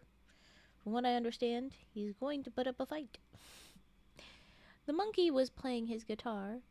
Lee lee lee lee lee lay, lee lay lee lay lee ray. What a song. The man came close to him and said, "Come here, little monkey, and let me hear your music. I enjoy it very much." Like a creep. All the time the man was coming closer and closer to the monkey. Just as he was about to stretch out his hand and seize the monkey gave a sudden leap to the tree and hurried away to the treetop. Tricky monkey, yes. After that, every time the man heard the monkey play the guitar, he would come near and try to catch him. I wonder if I go to Brazil, there's just going to be a bunch of monkeys playing guitars. That would be cool. I don't think that would happen, but it makes me want to see that real bad. Anyway, okay. The monkey grew afraid of the man, so afraid that he gave up playing his guitar at all. I stumbled into it. I did that. That's why they don't play anymore, because they're afraid of us? For a long, long time he did not play upon it. One day he felt that he must have some music. He hid in a hole in the ground, and there he played upon his guitar. He did not think that the man would hear him, but the man had very sharp ears. When he got through playing, he started to come out of the hole in the ground. There was the man waiting for him. He quickly crawled back, so far back that the man could not catch him. The monkey waited and waited for the man to go away, but the man did not go away. Sorry, yawn attack. Oh, the man did not go away. The man stayed there, lurking like the little creep. After a while, the man became thirsty and went to get a drink. He left his little boy in his place to watch for the monkey. After the man had gone away, the monkey called out to the little boy, "Oh, little boy, oh, little boy, don't you wish that you could see the monkey dance?" The little boy replied that he wished he could.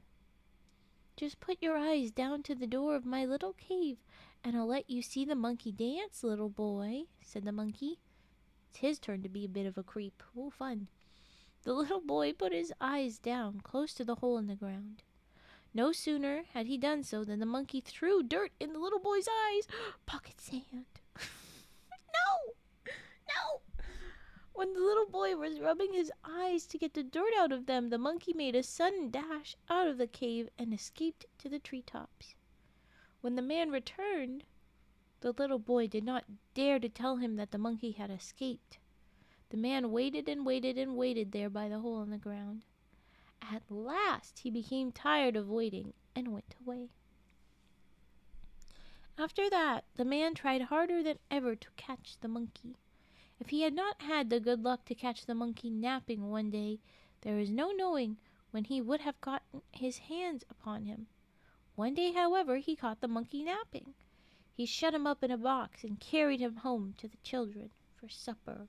Dun dun dun. After all that, the man put a big dish full of water over the fire, ready to cook the monkey.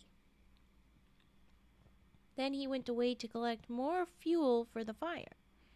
The monkey and his guitar were shut up in the box, and there, inside the box, the monkey played on his guitar.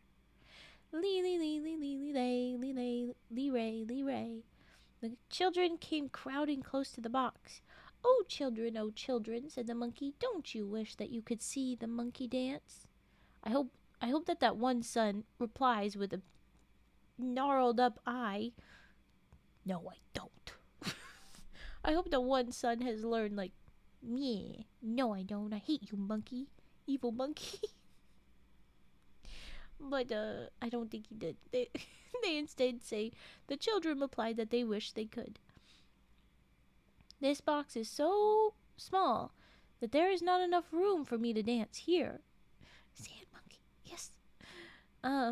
It's too small for me to dance here, said the monkey. Just let me out and I'll show you how well I can dance. The children opened the box and let the monkey out into the room. The monkey played on his guitar, lee lee lee lee lee lay lee lay lee ray lee ray, and he danced about the room. Then he said, oh children, you have nothing at all cooking in that pot over the fire. Let's put something into the pot to cook. The children thought that it would not be polite to tell the monkey what the pot of water was waiting for, so they let the monkey fill the pot as he liked. He put into it some little dry sticks and an empty coconut shell. Ooh, fun spelling a coconut. It's like cocoa and nut, not coconut, like chocolate cocoa nut. Anyway, then he said, oh children, I cannot dance any more. It is so hot here in this room. The children begged him to dance some more. No long. It's C-O-C-O-A, nut. The children begged him to dance some more. If you will open the door a little bit so that I can have more air to breathe, I'll show you a new dance, said the monkey. The children opened the door. The monkey danced over to the door and out of the door away to the treetop. That was the last they ever saw of him. He moved to another part of the country after that experience. So he got the fuck out of there. When the man came home with fuel for the fire, the children did not dare to tell him that the monkey had escaped. They let him think that the sticks and the coconut shell in the pot was the monkey. He built a big roaring fire under the pot, and soon it was boiling merrily. After the pot had boiled a while, he called to the children to come to supper with him. The children let him taste first. He fished a hard stick out of the pot and bit into it. This is not the monkey's leg, it is just a dry stick, he said, as he made a wry face. Then he fished the empty coconut shell out of the pot. That is not the monkey's head, he said, as he tasted it. That is just an empty coconut shell. He couldn't find a single trace of the monkey in that monkey stew. He never wished to make a monkey stew again. If you were checking to see if the meats were good, I would not have gone with stew for the first option. Personally, it's an interesting choice with the first taste test, but alright. The end. That's how they convinced it. Wow. can't really taste the meat too much. Yeah. Oh, you fell asleep. I am honored, Braddy. I am honored. Now go back to Eep. Go back to Eep. No cry, Goose. You are not bad, Goose. You are bad, Goose. You make joke. It's okay. But that is how the monkey avoided being eaten. Good for him. Tricky little guy. Every time. Next, we'll learn why he still has a tail, compared to the rabbit who has lost his tail. But, okay. Intriguing.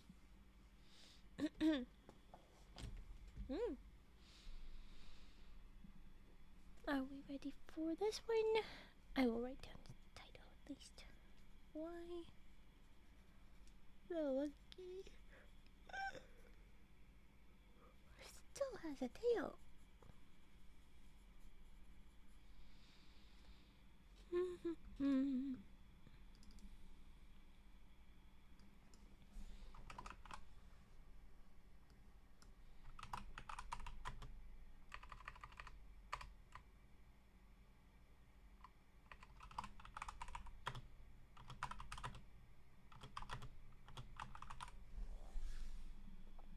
Epiorion is right.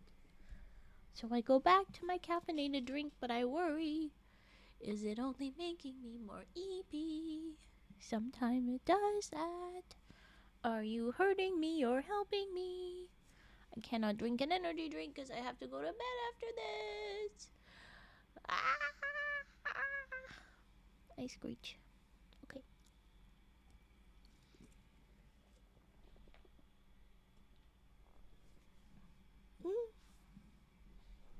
Alright. My chair is sounding old. No, rickety. You're not old. Chair. You're not a year old. Oh my gosh. Chill out, chair. Okay. We read why the monkey still has a tail.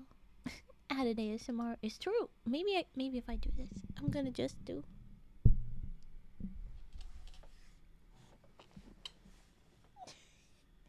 It's little squeaks.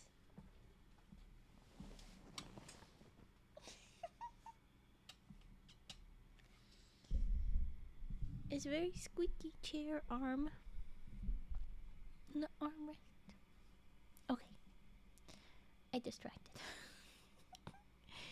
Okay. Once upon a time, the monkey and the rabbit made a contract. We already know how you lost your tail, rabbit. Don't even try and say that this is why. Don't even try. The monkey was to kill all the butterflies, and the rabbit was to kill all the snakes. Why? Why are we doing this? And what do you mean contract? Are the butterflies a problem for the rabbit? I can imagine why the snakes are a problem for the monkey, but they would also be a problem for a rabbit. More so for the rabbits. So what the hell? How is the rabbit gonna kill all the snakes? Okay, fine. Sure. Whatever.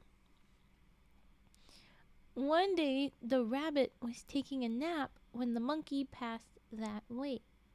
The monkey thought that he would play a trick on the rabbit, so he pulled the rabbit's ears, pretending that he thought they were butterflies.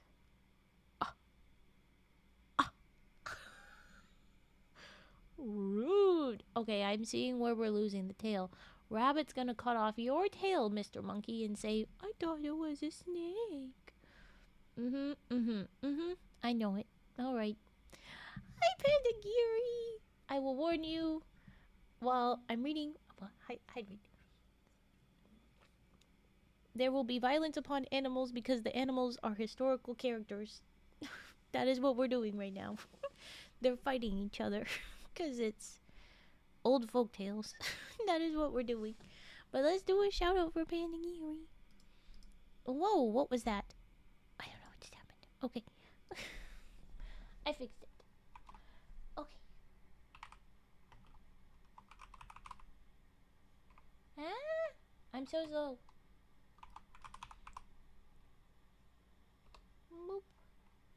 How do I do the other one? I have yet to figure this one out. Nope, I have never been able to get that one. How do I do this shout out?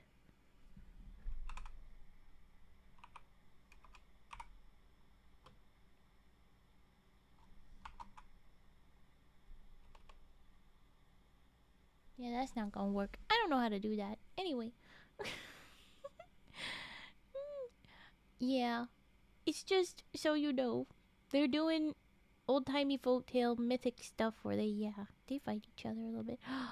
The first time I caught my bit rate doing a wibble this whole time since the new OBS. That's good to see that I'm finally catching it, but it's not doing as much. I'm glad my tech is getting better. Alright.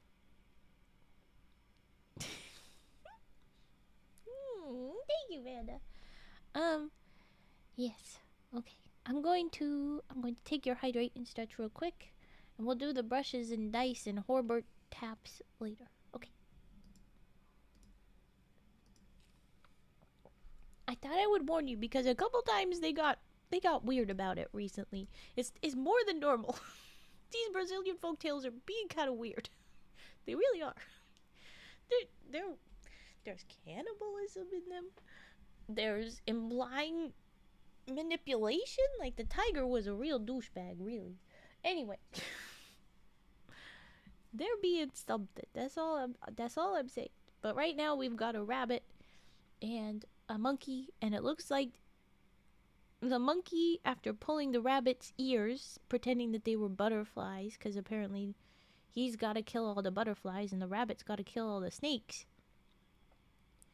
We're prophesizing that the rabbit is going to say, "Oh, I thought your tail was a snake," and somehow remove it from Buddy's body. That's clearly what's about to happen. So there you go. We're gonna find out exactly how, though. Alright, so the rabbit awoke angry at the monkey pulling his ears, and he plotted how he might revenge himself on the monkey. The rabbit and the armadillo are very good friends. The armadillo is very, very strong, you know, so it was he whom the rabbit asked to help him. One day the rabbit caught the monkey napping. He had watched and waited a long, long time to catch the monkey napping, but at last he had succeeded. Even the monkey sometimes takes a nap. The rabbit called the armadillo at once, and together they rolled a big stone upon the monkey's tail. The monkey pulled so hard to get his tail out from under the stone that it broke off. The cat, who had at that time no tail of her own, spied the tail and ran away with it. "Nuh-uh, cat, you stole the rabbit's tail. Don't tell me that. Don't tell me that." So far it is. Yes, so far it is. The cat had already, in the first story of this book, cut off the rabbit's tail because it was like, "I want it for myself." And for whatever reason, they made sure to call the cat Mistress Puss. Cool. There's been a lot of innuendos with this one as well. Like old-timey terms, but they come across, you know. So, you're a liar, cat. Why do you need another tail? Unless the rabbit still has his tail. In which case, why did you cut the rabbit's tail? Don't you have monkey tail? Oh gosh, I don't know. Okay, anyway. So the cat ran away with that tail. The monkey was very angry at the rabbit. "Oh, we thought it was just a snake lying there," said the rabbit. "I knew it. When you pulled my ears, you know, you thought they were butterflies." That did not help the monkey feel any better. How was he to live without his tail? Well, the rabbit got over it, dude. How could he climb without it? Okay, that's fair. Yeah, that's pretty fair. Okay. How would he climb without it? He simply had to have it back, so he at once set out to find the cat. At last he found the cat and said to her, "Oh, kind cat, please give me back my tail." "I will give it to you," replied the cat, "if you will get me some milk." "Where shall I get the milk?" asked the monkey. "Go ask the cow for some," replied the cat. The monkey went to the cow and said, "Oh, kind cow, please give me some milk that I may give the milk to the cat, so that the cat will give my tail to me." "I will give you the milk," replied the cow, "if you will get me some grass." Okay, Can you just go eat grass? Where are you, cow? Anyway, where shall I get the grass? Asked the monkey. Go ask the farmer, responded the cow. The monkey went to the farmer and said, Oh, kind farmer, please give me some grass that I may give the grass to the cow, so that the cow will give me some milk, so that I may give the milk to the cat, so that the cat will give me back my tail to me. The farmer said, I will give you some grass. If you will give me some rain. This is a lot to ask of a monkey, sir, or ma'am, whoever the fuck you are. Where shall I get the rain? Asked the monkey. Go ask the clouds, responded the farmer. The monkey went to the clouds and said, Oh, kind clouds, please send me down some rain that I may give the rain to the farmer, so that the farmer will give me some grass, so that I may give the grass to the cow, so that the cow will give me some milk, so that I may give the milk to the cat, so that the cat will give me back my tail. I will give you some rain, replied the clouds, if you will give me some fog. Aren't you also fog? Clouds is fog. Where shall I get the fog? Asked the monkey. Go ask the rivers, said the clouds.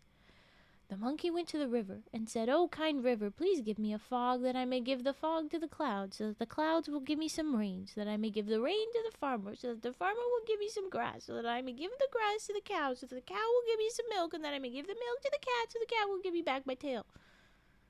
I will give you a fog, replied the river, if you will find a new spring to feed me.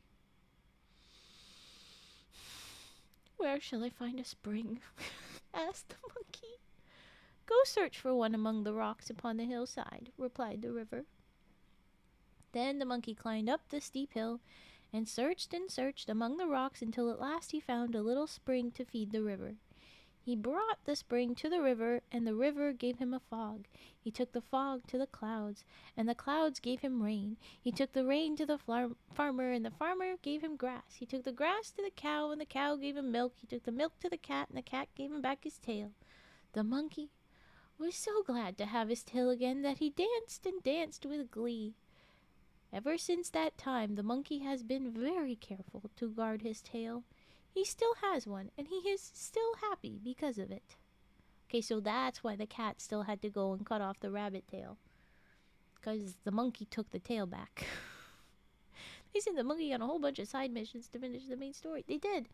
And that was very tame. That's nice. That was direct. But where is the message? Again, these don't feel like normal folktales. They're so weird in that way that they're like, it would be silly, wouldn't it? I don't know who is translating these, but I think they are missing the part where there's like a moral or like a history or any sort of lesson for the kids to be hearing this. But I guess not. It's just animals are stupid, huh? Okay, that's our lesson, I guess. There's is a time. History equals monkey. Yeah, vast majority. There's 18 stories in here. And the monkey is directly involved. Was he in the tiger stripes one? I don't know if he did. 1, 2, 3, 4, 5, 6, 7. 7 out of 18 he's in the title. We still have 4 to read, and I think he was involved in one or the other of the other stories. They really like their monkey. That's their trickster dude. Most mythologies like their trickster best because the trickster creates the conflict, and so then you actually like go and do something. And so the trickster's gonna get more screen time. But it's still so silly. And I guess you could say with the rabbit losing his tail, we know that one is like a shoot off of this one, because the cat still needed to go get a tail from the rabbit after this one. So we could say 8. We could say 8 stories. The monkey is somewhat to blame here, or involved, at a minimum. Lamb is meek. Pretty sure one or the other they were in there, but oh my gosh, Pandagiri, the one that was just thick with innuendos. I loved it. Was the the tiger and the stag fear each other. Why the tiger and the stag fear each other? Because it was just a, oh, okay. It was just a, and they were roommates story. And I'm going to keep saying that because that was just hilarious to me and adorable. I was like, they're what? What is happening? It was so silly. But I am going to run an ad in a second here, and then we're gonna do our redeems, brushes, dice, tappies. So here we go. We're gonna run an ad real quick. I'm sorry, it must be done. But here we go. Ad incoming. And I'm going to caffeinate and hydrate. Very important. Our next story, if you can hear me, is going to be How Black Became White. Not sure what that's about to be, but so far this story has been very nice and clean, wholesome stuff by the way of people interactions, because we barely had any people. So I don't think that's going to be too dark, too concerning. The author clearly didn't go too mean.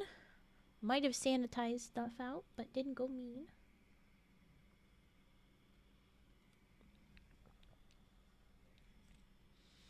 And what we going to do? Oh.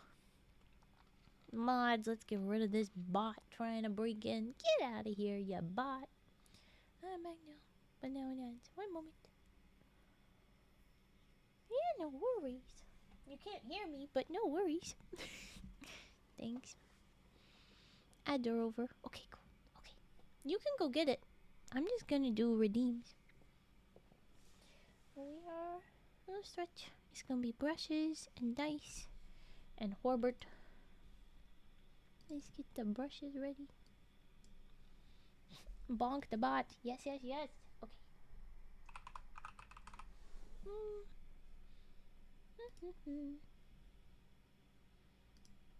What? What? Arctic? I don't know what's happening. What's happening? Let's get the brushes out. Oh.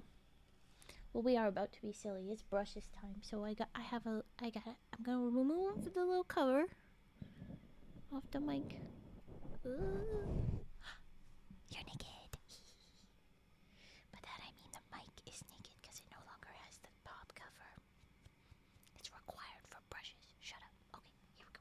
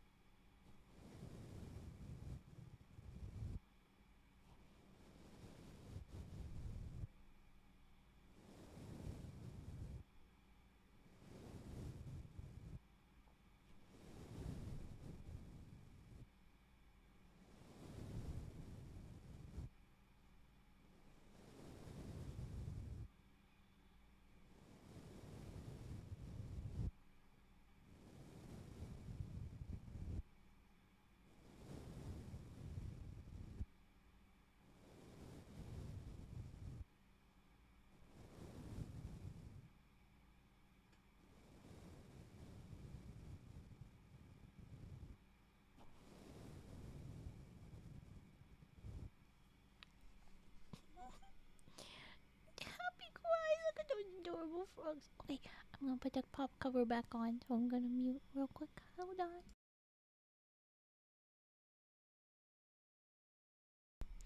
Yes, okay. And if you haven't heard that little silly bit in a while, or it's the first time you've heard it, I just do the silly little whisper to the mic because I'm like giggling that the mic is naked when I do that. Hee hee tee hee. You don't gotta make it 30. You can laugh though. Enjoy this silly. Now we're gonna do dice. Tappy taps. I think I'm gonna start with tappy taps, and then we'll do the dice. I'm gonna have to move the mic over for that. Buckhorns. Dear Mimi, you are some adorable little frogs. All the frogs. All the frog emotes. Let's just share frog emotes with each other, us frog creators. Please. Please. Okay, anyway. Let's do Herbert. Thank you, Brady. Okay. Herbert. That's not his real name, but I'm being slow with it. Herbert Tappy time. Here we go.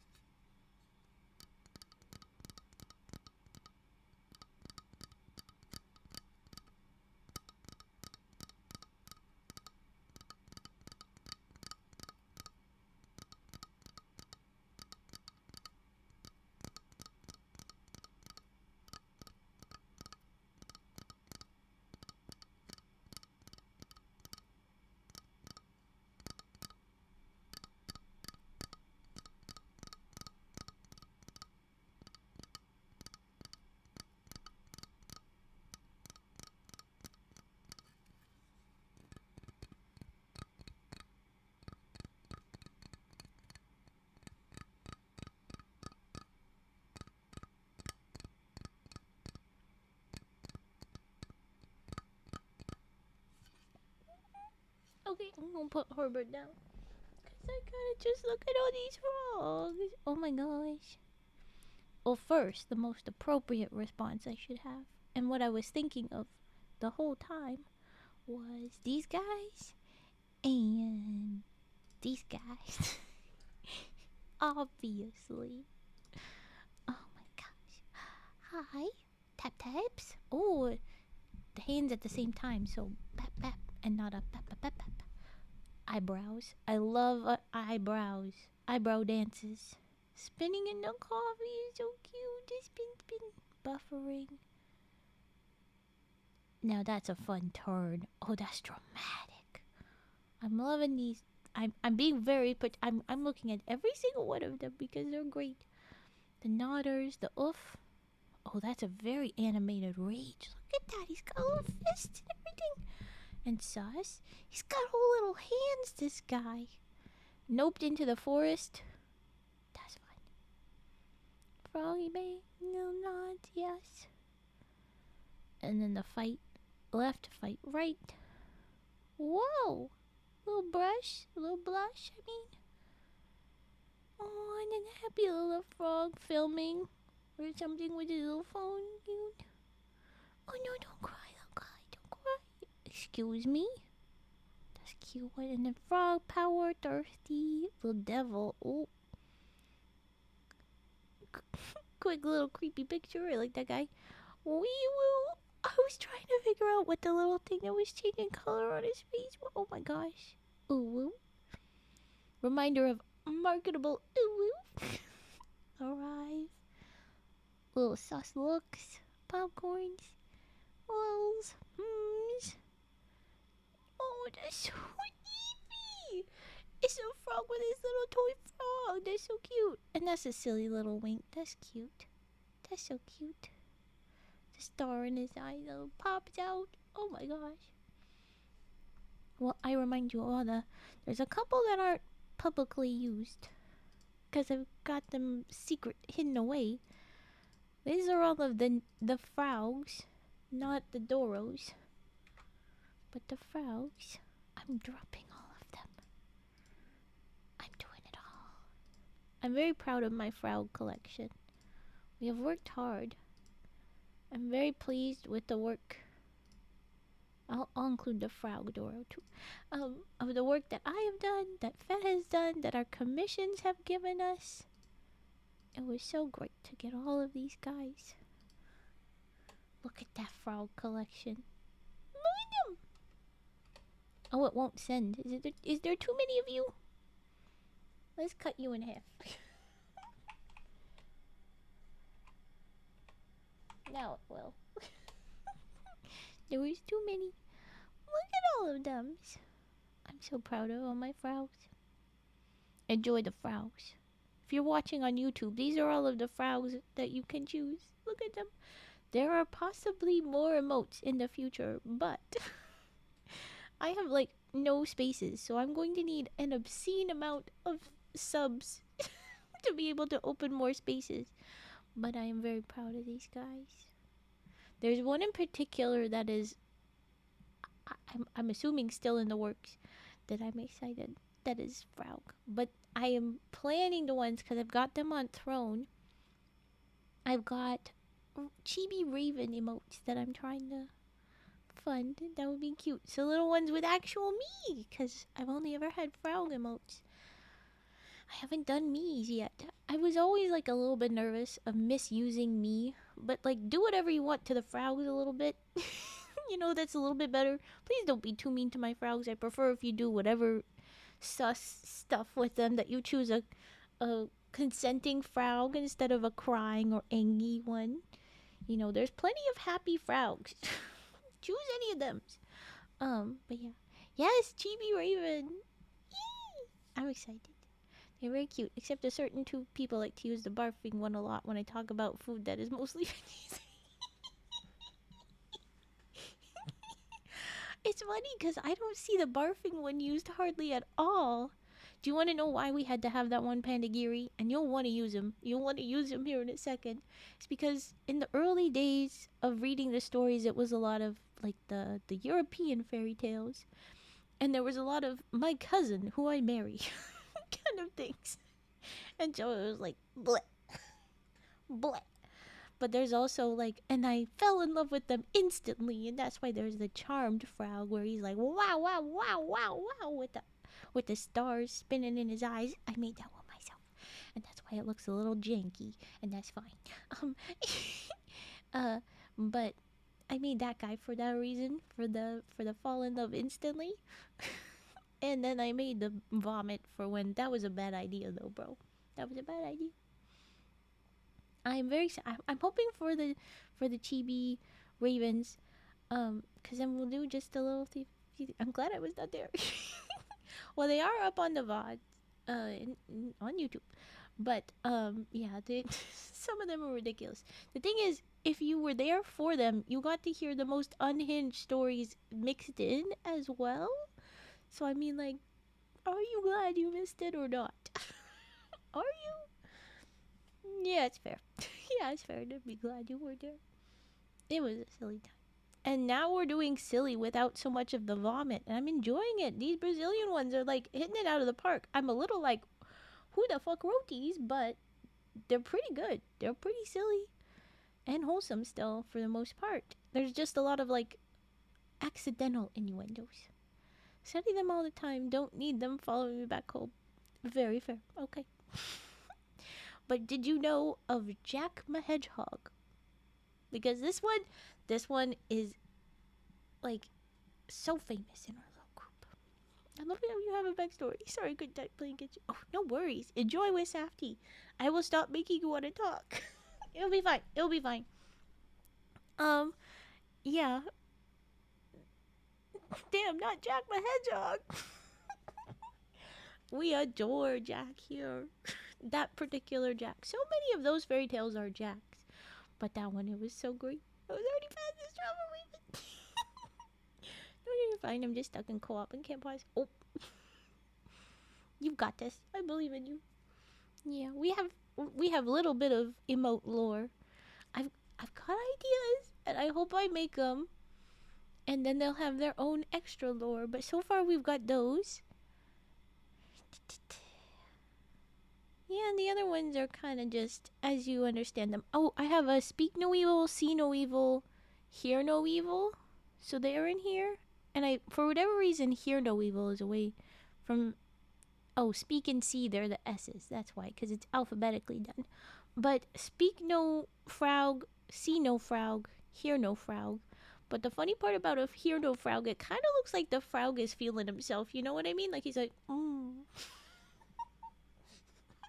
Just a different way to interpret him. I'm just dying in the gates of oblivion. Okay.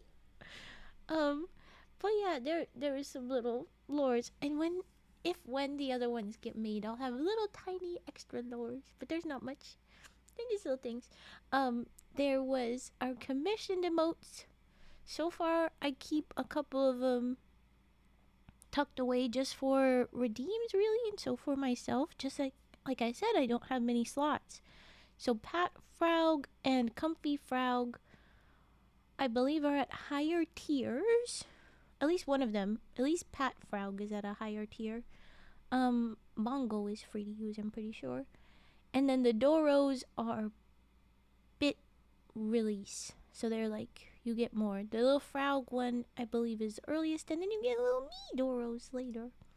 Because no one really needs all of them, but it was super sweet of Annie to give them to me. So I have them. There they are.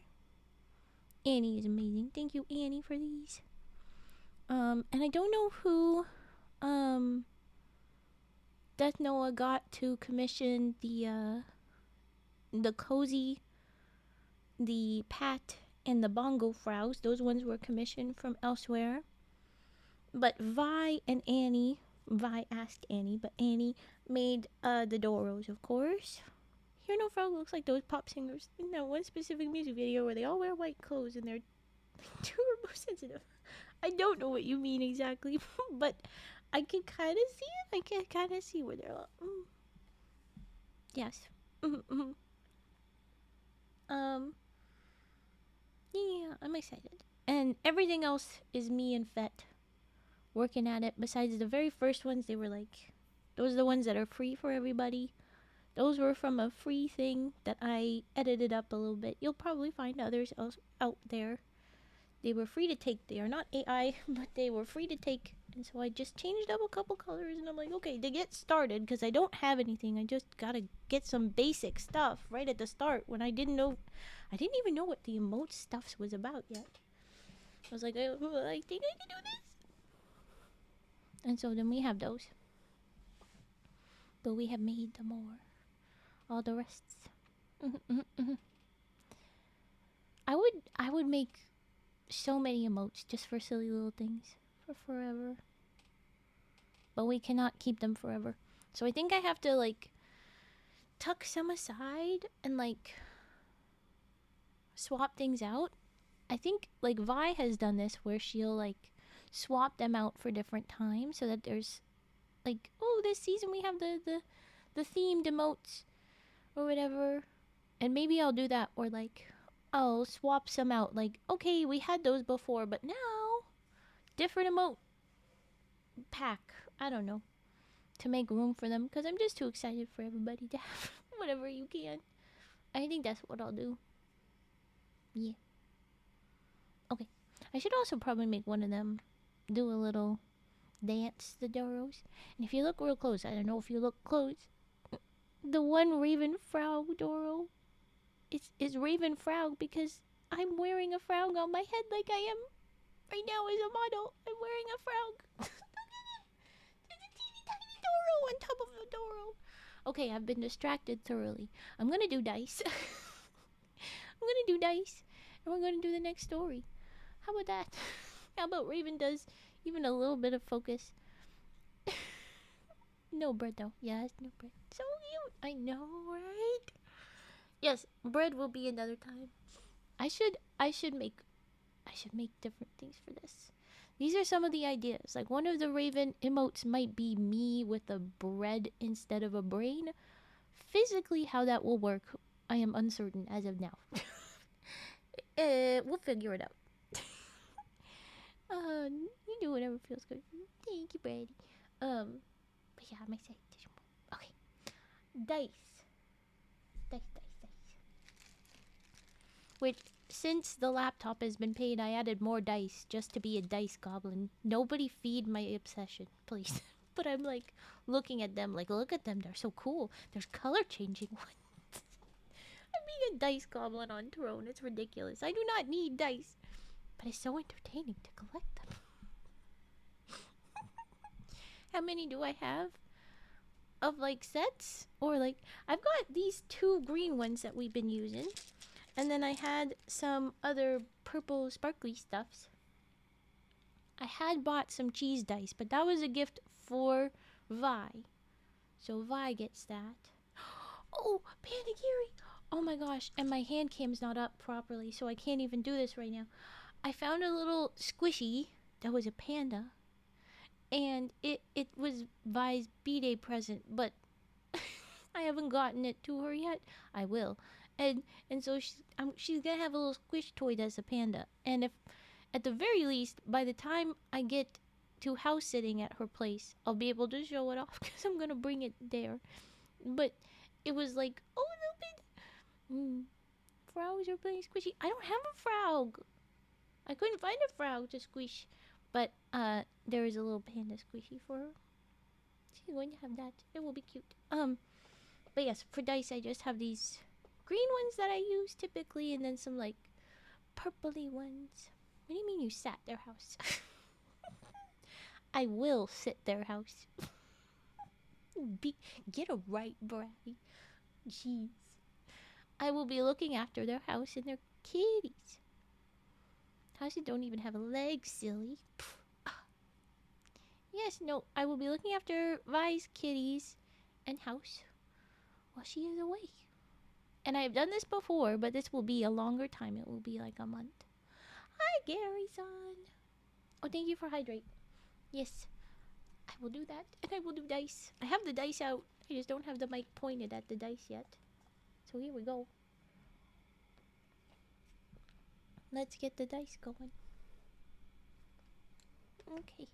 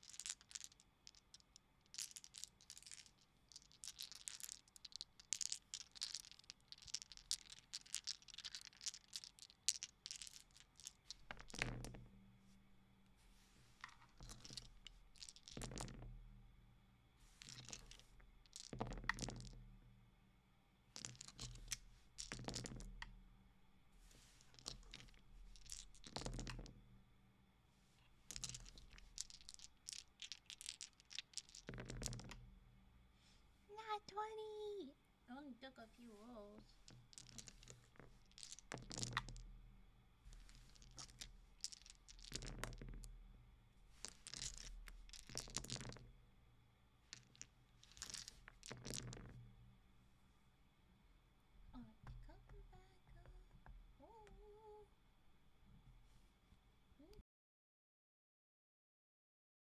Okay, mic is back up.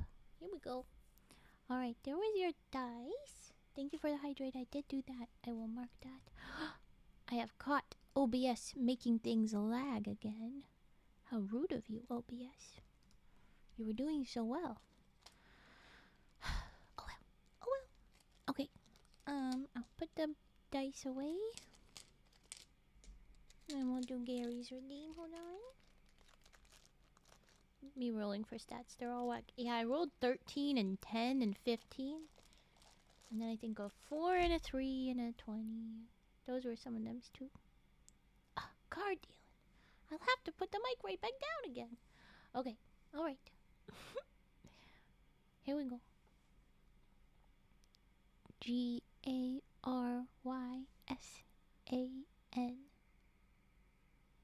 Gary-san. Garyssan.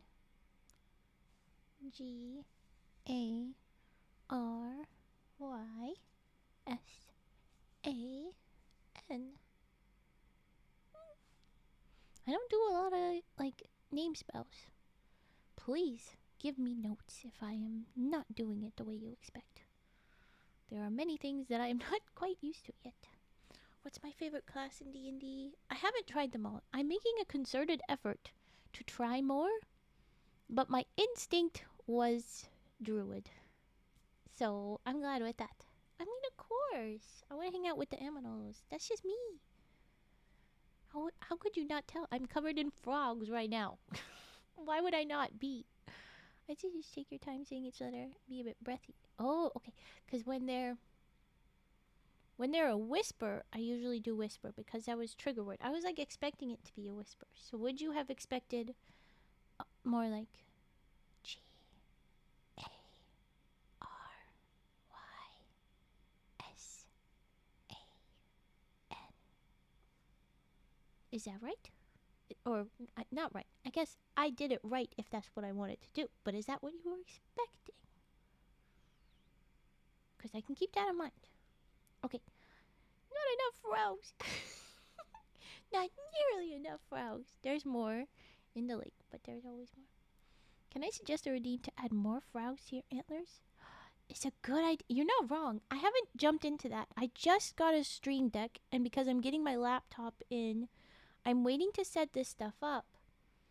But that's a good point. I should scribble that down somewhere so I don't forget. Where am I gonna not forget it? There used to be a spot where I would check things, but I don't do that anymore. So I have no idea where to go. Thanks, Pandagiri. Yes, was so generous. It was so generous to give me both of those things, and it was a bunch of hiccups to get the stream deck for a minute. So, wild. And sorry to make y'all wait on that one. But now that I've got the laptop almost getting itself sorted, it should be good. But because of the timing, I'm probably gonna have to get it later. After I get home from the house sit. Just logistically. But we'll see. Okay, yes, you did good. You did very good. Where should I put? I think I'm gonna put it here. I'm nervous I'm gonna forget it. I'll put it at the next page. I have to look at the next page. Okay. Redeem for frogs on antlers. I think at the very least it could be a toggle for frogs being here or not. But hopefully of like slowly adding more as well. Yeah. This reading is so helpful. Accepting on me one for my birthday at Christmas a few years ago. It's so helpful. When I'm at Vice, last time I was there, that was so helpful. The part about Vice that was not helpful, because most of it was like so cool, so much better, techie stuff, was that her mic felt like an echo in my head and made me really panicked. But that's why I'm gonna bring my own mic this time so I don't freak out. It'll be good. It was just sensory hell. Hearing my own voice half a step behind myself. I could not think. I went to bed. Okay, thank you, Hardik. I'll hydrate again right now. People keep telling me, okay? Keep telling me to hydrate. Alright, we're gonna pull out the little bookies for page ruffling and flipping. Then we're gonna do card dealing, and then we can do dice again. I'm on board with that. We just did dice, so we need to give it a little break first. But we're taking our time being chatty. Here I was earlier, I was like, no one is doing redeems between stories. No one's really chatty. Now we're getting to it. Of course, just now when we're being chatty is when my OBS seems to be dipping more often. Don't be a dick, OBS. Come on. I remember those days. You sounded so confused. I was so confused. Every time I tried to have a thought, my own words interrupted me. It was terrifying. You try it, okay?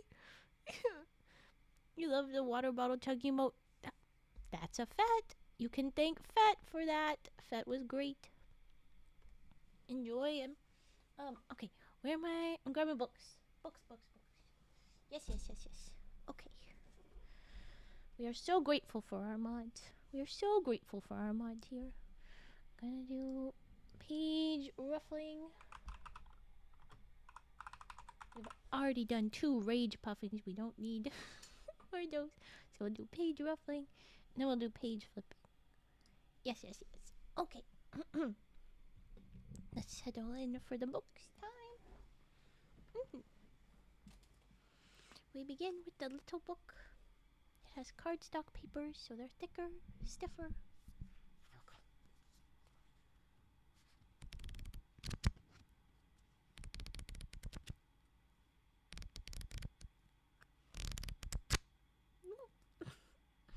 Noisy.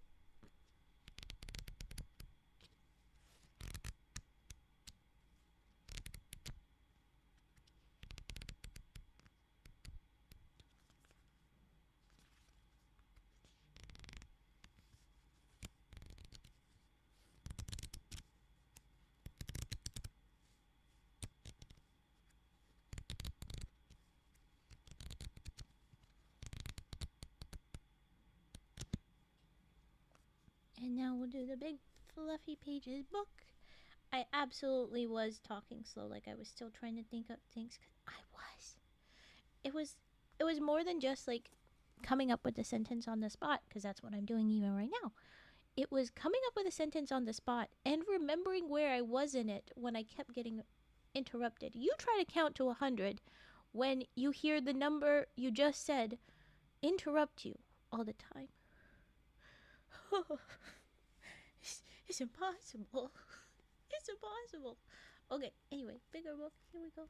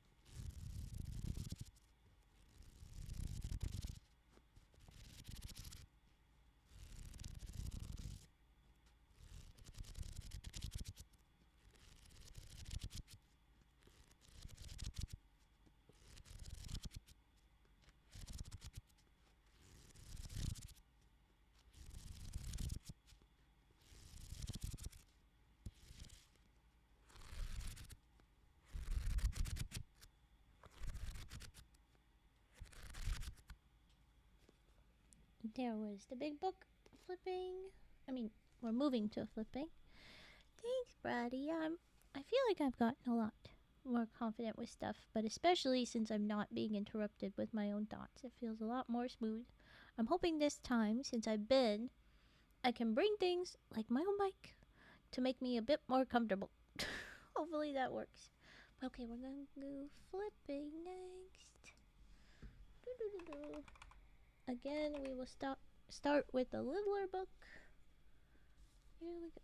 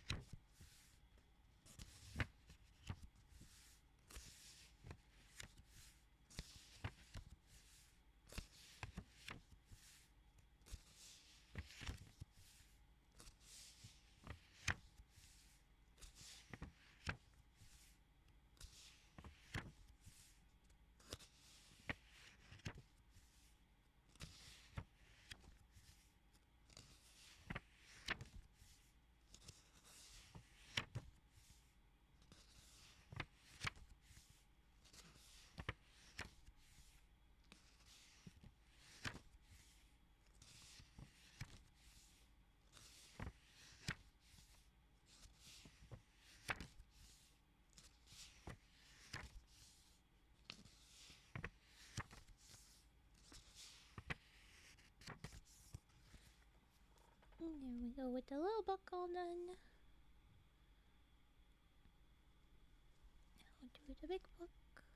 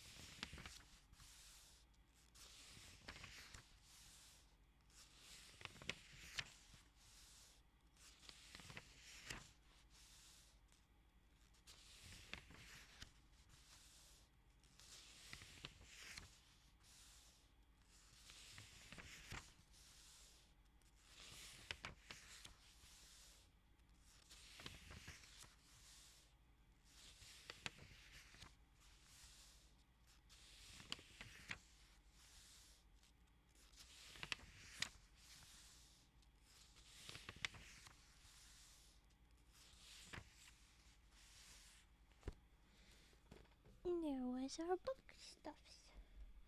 We have done page ruffling and page flipping. We're gonna move the book mic down for card dealing and dice, and then we will get back to stories. We're gonna be doing how black became white, how the pigeon became a tame bird. Yes, I said pigeon. And then two more. I'll say that one's title another time. Okay. All right. We'll save that one for later. Okay, card dealing. Okay.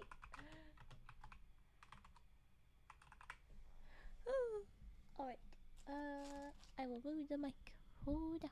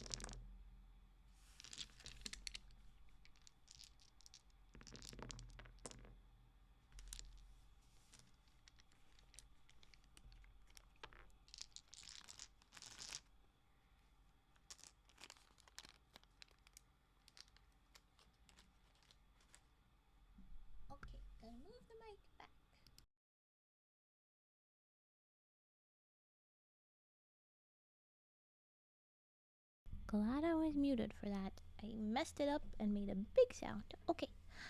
Well, there we go. That's been all of our redeems. Thanks for the chattiness and the redeems, guys. I appreciate having a little break from the reading, using my brain a little differently. And we've done so many streams where we're not doing much ASMR that it felt good to do a bunch of ASMR real quick in a row. Alright. How black became white. That's the next story.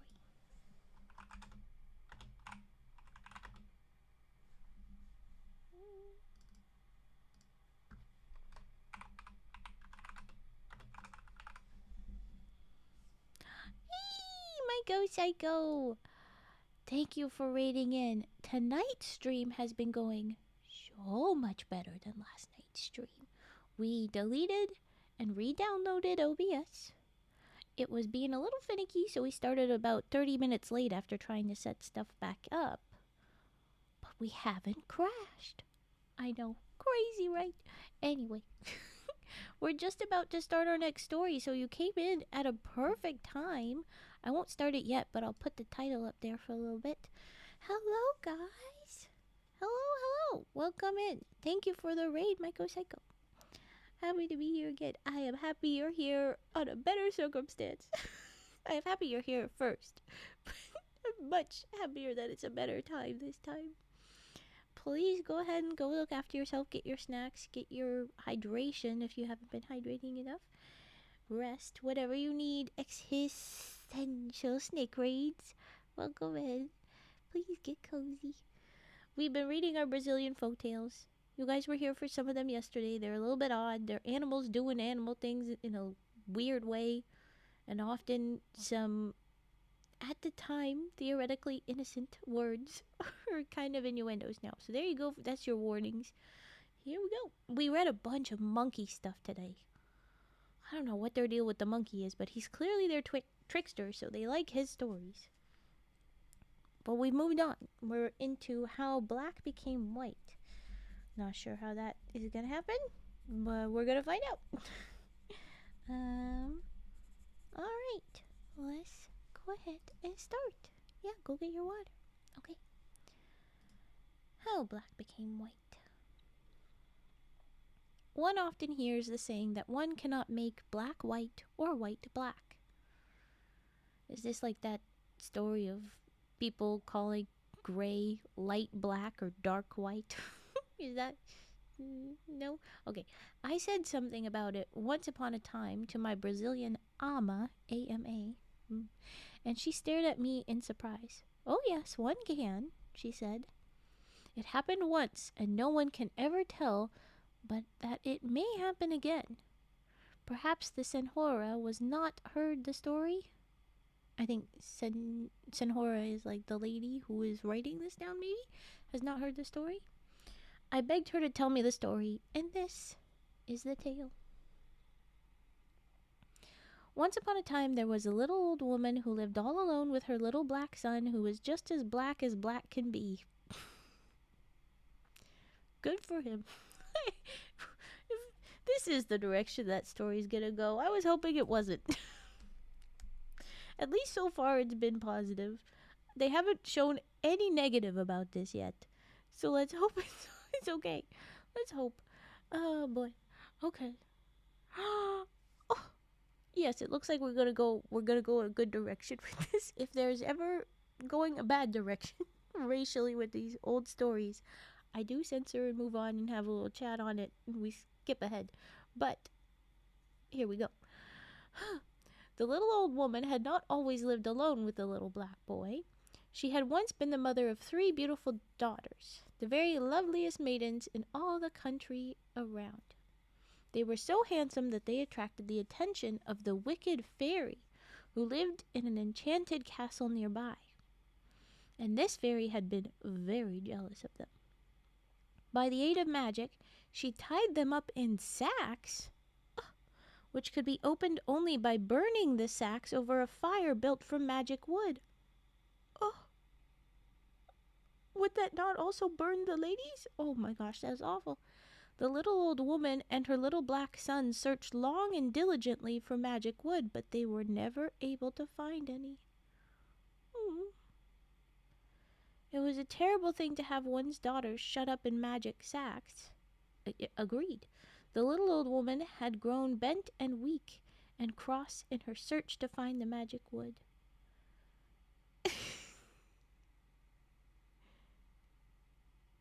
Sounds incredible in terrible ways, but please abort instead of getting in trouble. Well, it's not bad to be black. Good for him. Like, so far, there's nothing negative about it. They just overemphasize for sure, and that's not good. But we're gonna find out. Or do we think we really should? Oh, and thank you, Cage, for giving this shout out. Do we really think we should? It's a fair choice. So far.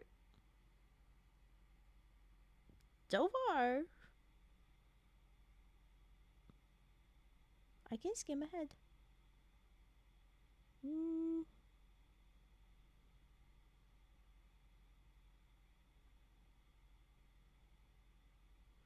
This is true. So far, when they referred to it before, it was old-timey, like, did we even need to mention it? But no negative connotations. In other old stories, the second you say that, there's then, it's mean and it's bad, and this is meaning that, or this. But here, it's just been like, this is the fact. The skin was dark. Moving along. But we don't know. I can skim ahead.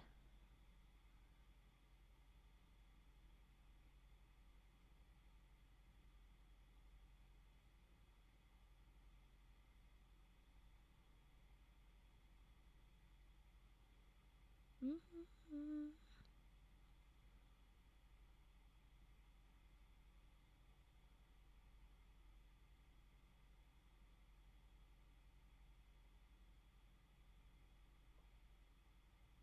Mm-hmm.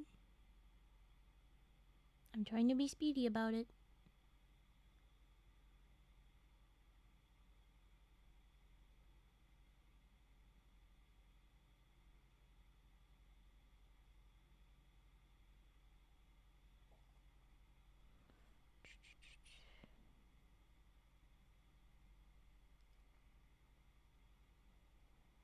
Interesting.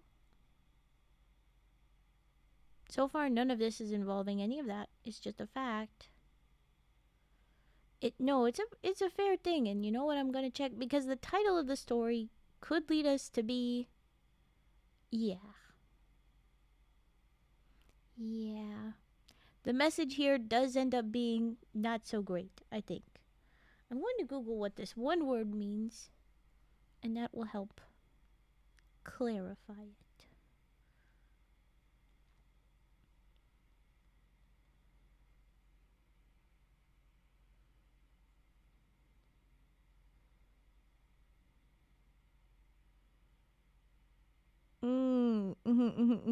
Okay.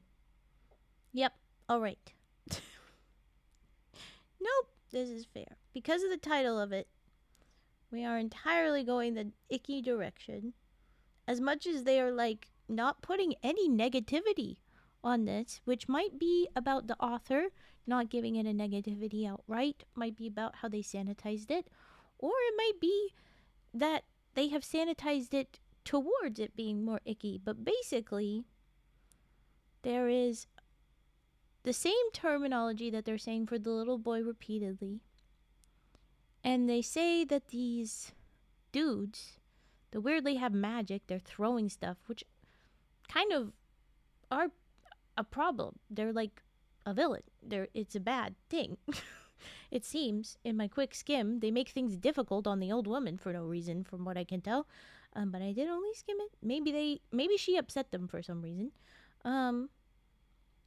Cavaliero, which, according to my translation, is a gentleman. Little gentleman frog, insert here. But basically, they say that he turns into a gentleman. But the way in which he does that requires him to change skin tones, which is not necessary. And so it does go icky. There's a couple, like, it's not seeming to be about, I only skimmed, not seeming to be about him being negative in any way, shape, or form. It's just that he had to change to be a gentleman. Which is not cool. It's not necessary to be. But maybe caballeros is a specific thing? This is one of those cultural things you don't know.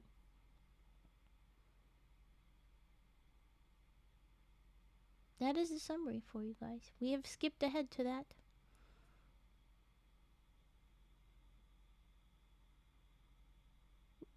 But not a piece of this seems to suggest he is negative in any way.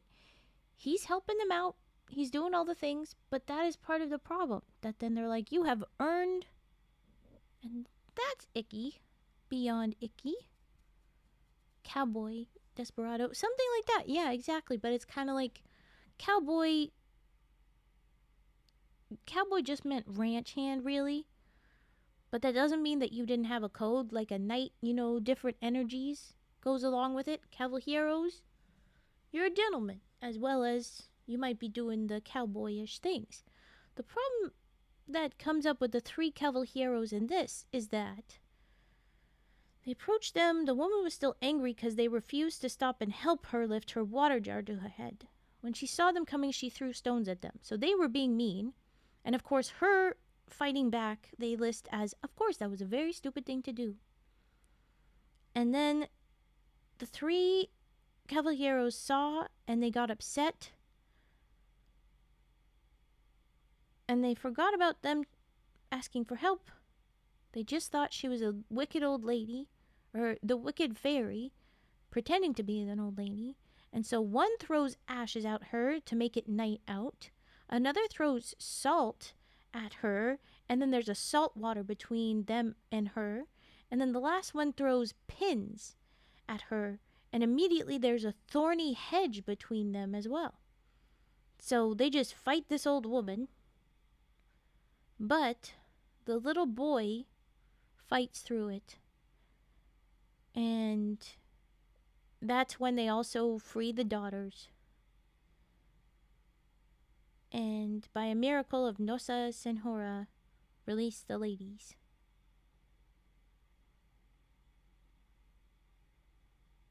And that's when he gets changed for some reason. So yeah, it's a bit fucked. For sure. They make it all nice that he's a good guy, but they salted the witch. They did. What they thought was a witch, they salted her. They did not do the other part, but they salted her. And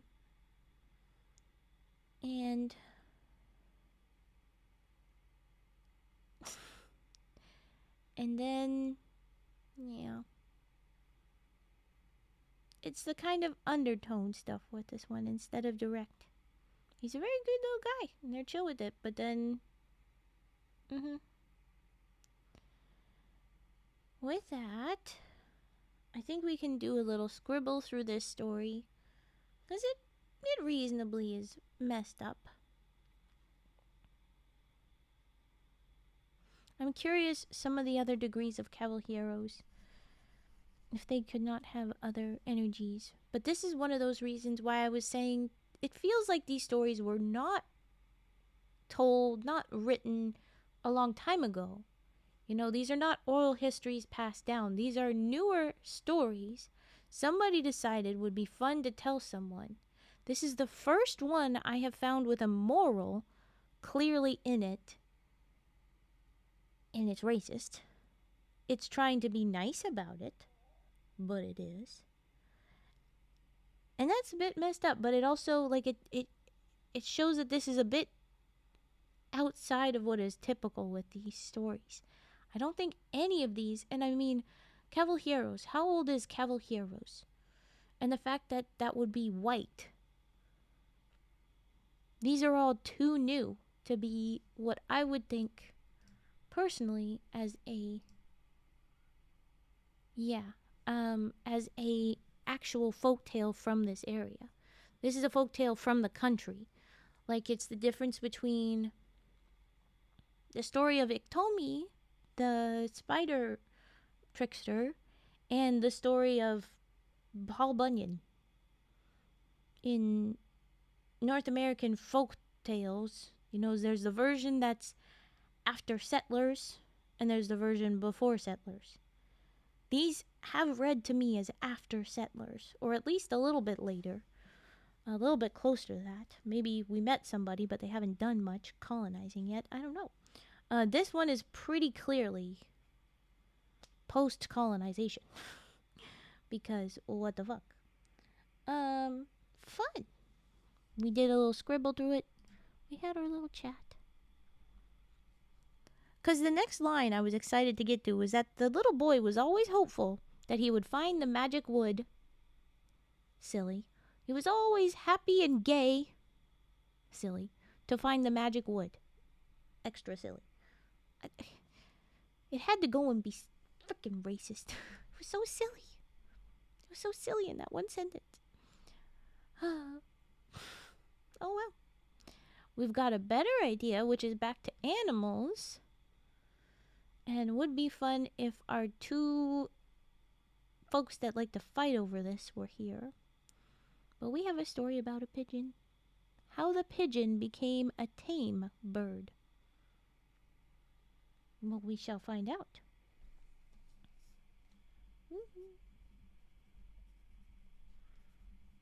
And that's not how you write that, Raven. Okay, here we go.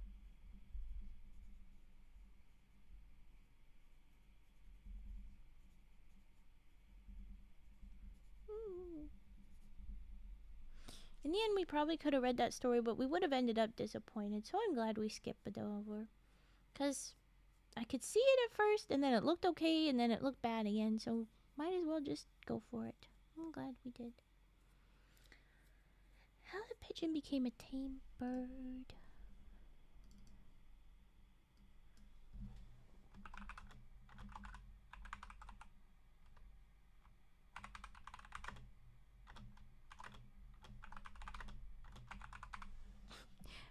Poor Raven, don't cry for me. I mean, it is sad that the silly moment didn't get to happen, but then I made it happen by reading about it. Give me, I'm guessing you mean uppies instead of give me that story, but oh, thank you for Tennyson98. Thank you for the follow. I mean, it was what it was. Thank you for the follow. We have a tradition of dropping a little dance emote whenever someone new follows, so thank you very much. We're about to start a new story. How the pigeon became a tame bird.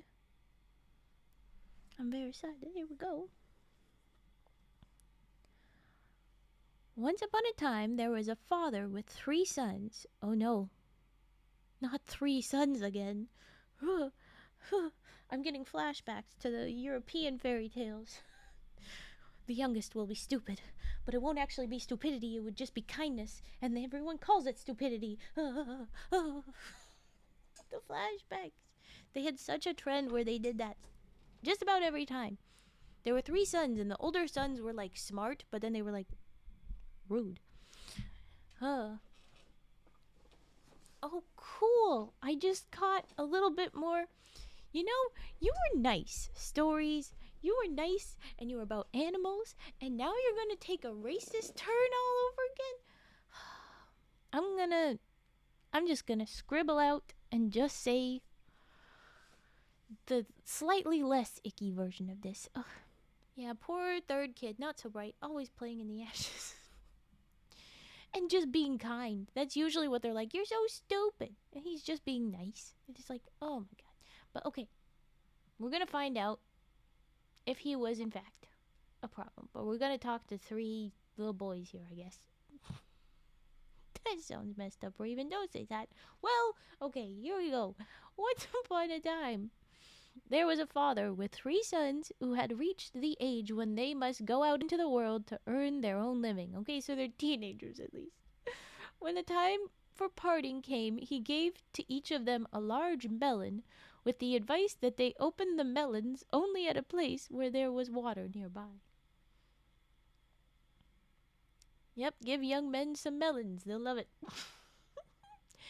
The three brothers set out from their father's house, each taking a different path. As soon as the eldest son was out of sight of the house, he opened his melon. Illegal. A beautiful maiden sprang out of the melon, saying, "Give me water or give me milk." The fuck? There was no water nearby, and neither did the young man have any milk to give her. She fell down dead. What?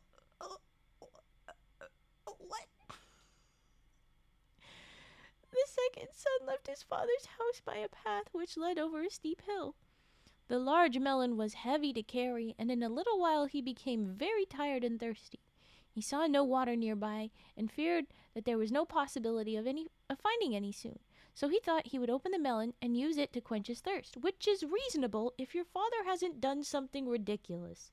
I'm sorry, but he has. Accordingly, he opened his melon. To his great surprise, a beautiful maiden sprang forth, saying, "Give me water or give me milk." Of course, he had neither to give her, and she fell down dead.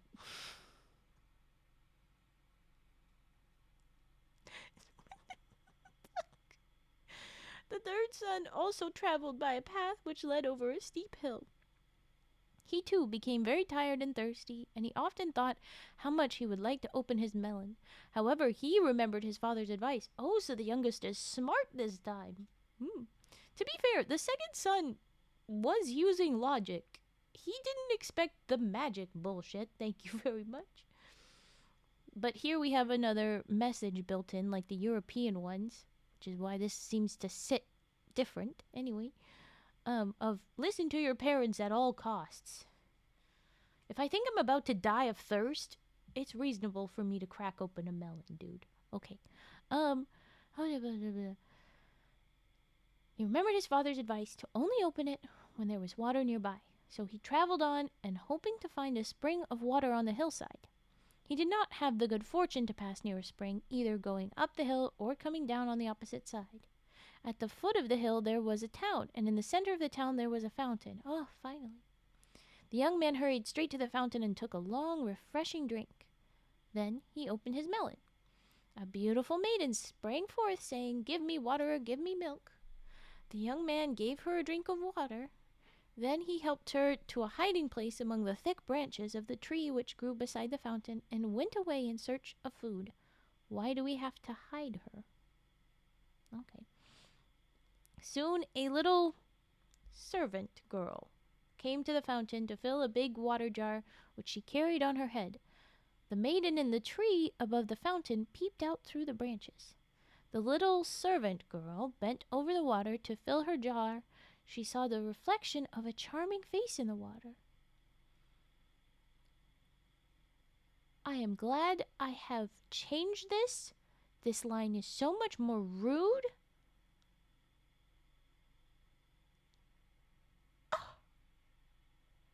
Racists. Okay. How beautiful I have become, she said to herself. How ridiculous that anyone as beautiful as I am should carry water on her head. She threw her water jar upon the ground in disdain, and it broke into 1,000 pieces. When the little maid reached home with neither water nor water jar, her mistress punished her very severely and sent her again to the fountain with a new water jar to fill. This time the maiden in the tree gave a silvery laugh when the servant girl bent over the water. The little maid looked up and spied her in the tree. "Oh, it is you, is it, who are responsible for my beating?" she said. She pulled a pin out of her camisa, and reaching up, she stuck it savagely into the beautiful maiden in the tree. Then a strange thing happened. There was no longer any beautiful maiden in the tree. There was just a pigeon there. She deserved that. Laughing at the little girl. So mean. At that moment, the black... No, don't jump to there. At that moment, the young man came back to the tree with the food he had procured. When the little maid heard his footsteps, she was frightened nearly to death. She hid herself quickly among the thick branches of the tree. The young man was very much surprised to find the little maid in the tree in the place of the beautiful maiden he had left there. "What has happened to you during my absence?" he asked in horror. "Oh my God. The sun has burned my complexion? That is all. It is nothing. I shall be myself again when I am away from this hot place." Summary. We're skipping over this. He marries her. She stays who she is because she did not change. She is just a person. She is not the magic lady from the melon that turned into a pigeon. Years passed. Dude became rich. Around house. Everything's beautiful. It was great. Nope. Not saying that. That's so mean.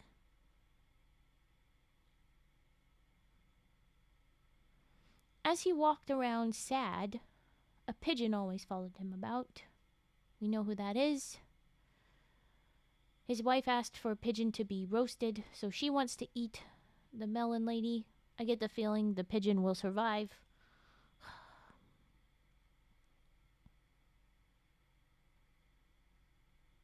They found a pin in the pigeon.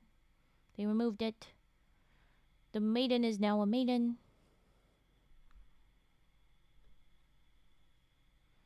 The wife confessed what happened. The young man married the beautiful maiden.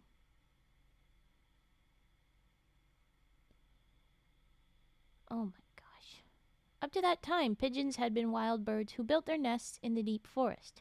The wife often wished that they would build their nests in her beautiful garden, so she had little birdhouses built and set up there. One day, a pigeon, bolder than the rest, flew through the garden and spied the little birdhouses. He moved his family there at once and told the other pigeons that there were other houses there for them too. The other pigeons were timid, and so they waited to see what terrible calamity might happen to the bold pigeon and his family. But not a single unpleasant thing occurred. They were just as happy as they could be in their new home. After a while, other pigeon families moved into the garden and were happy too. Thus it came about that after years and years, the pigeons no longer build their nests in the deep forests, but they always make their homes near the homes of men. The pigeons themselves do not know how it all came about, but the beautiful woman who was once a pigeon, when she had children of her own, told them about it, and they told their children. Thus it happens that the mothers in Brazil tell their children this story about the pigeon. The end. Once again, a mean story, but we got to at least talk about pigeons this time. I like pigeons.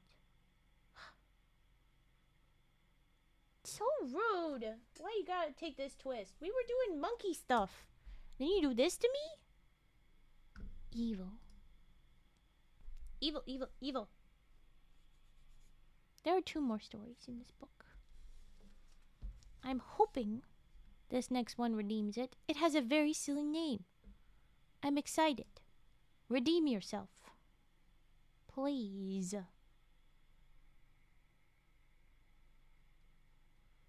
Skimming. We're reading about princesses. It's feeling very not like the others.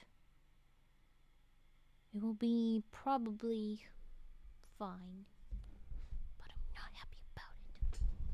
Why'd you gotta go do the twist? What happened to the monkey stuff? Rude. Okay. Making me not even happy about the silly name. Evil. Evil. But check this out. It's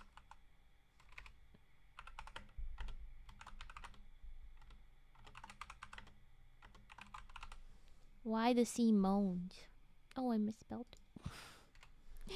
Why the Sea Moans. The fuck story? What are we doing? Let's hope. Let's hope it's just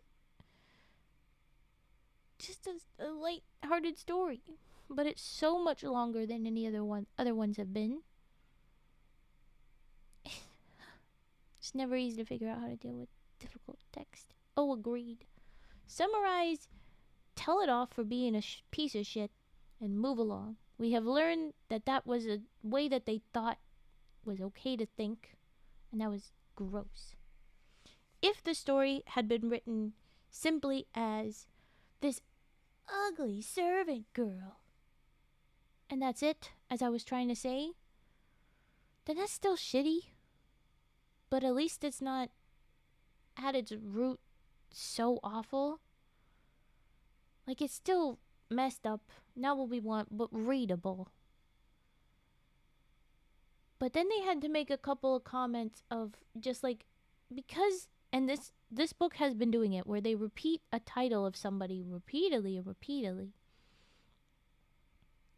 where they then, they said that she was black, and then immediately are like, oh my god, I'm so much more beautiful now. Where no one else's race has been mentioned. You know what they're saying. And then the guy comes back and he's like, whoa, what happened? The sun burned me. It's fine. I'll be normal again soon. The fuck is that supposed to mean? Get out of here. But I mean, good for that servant girl landing a husband, getting in a better space for a minute, but then they don't even cover what happens to her after. They just like let her chill. Like, and that doesn't matter anymore. And they don't care that the beautiful melon lady was mean, giggling about her getting beat. Get lost, lady. No. You gotta turn into a pigeon and then get saved. No, stay a pigeon, damn it. Screw you, be a pigeon. You'll be happy if there's like you'll probably be fine. Her only redeeming quality is that she saved other pigeons. But it's not much. With that, this seems to be about princesses. Dionysia. Dionysia, it seems. Dionysia. Reminding me of Dionysus, so I'm like, I don't think that this is properly Brazilian. We're gonna call it probably not. But maybe. And it's much longer than the other ones have been. So this should be different. It's definitely not monkeys. But I'm keeping an eye out. This book turned. They were so chill about it before, where it's like, yeah, it was a little boy. There was no need to mention his race. It was very unnecessary before, when he was the little image made of wax, but it was kind of like just a bit of spice, as opposed to like a red wax, like a Baby Bell cheese. Must have been a darker color wax. But like, then this last couple of ones, so many. Why the sea moans? Let's go with this. Let's go with the princesses. Let's see what they are saying. Hopefully nothing messed up yet. Once upon a time, there was a little princess who lived in a magnificent royal palace. All around the palace, there was a beautiful garden full of lovely flowers and rare shrubs and trees. The part of the garden which the princess liked most of all was a corner of it which ran down to the sea. She was a very lonely little princess, and she loved to sit and watch the changing beauty of the sea. The name of the little princess was, and then it's right against later, it says Dionysia.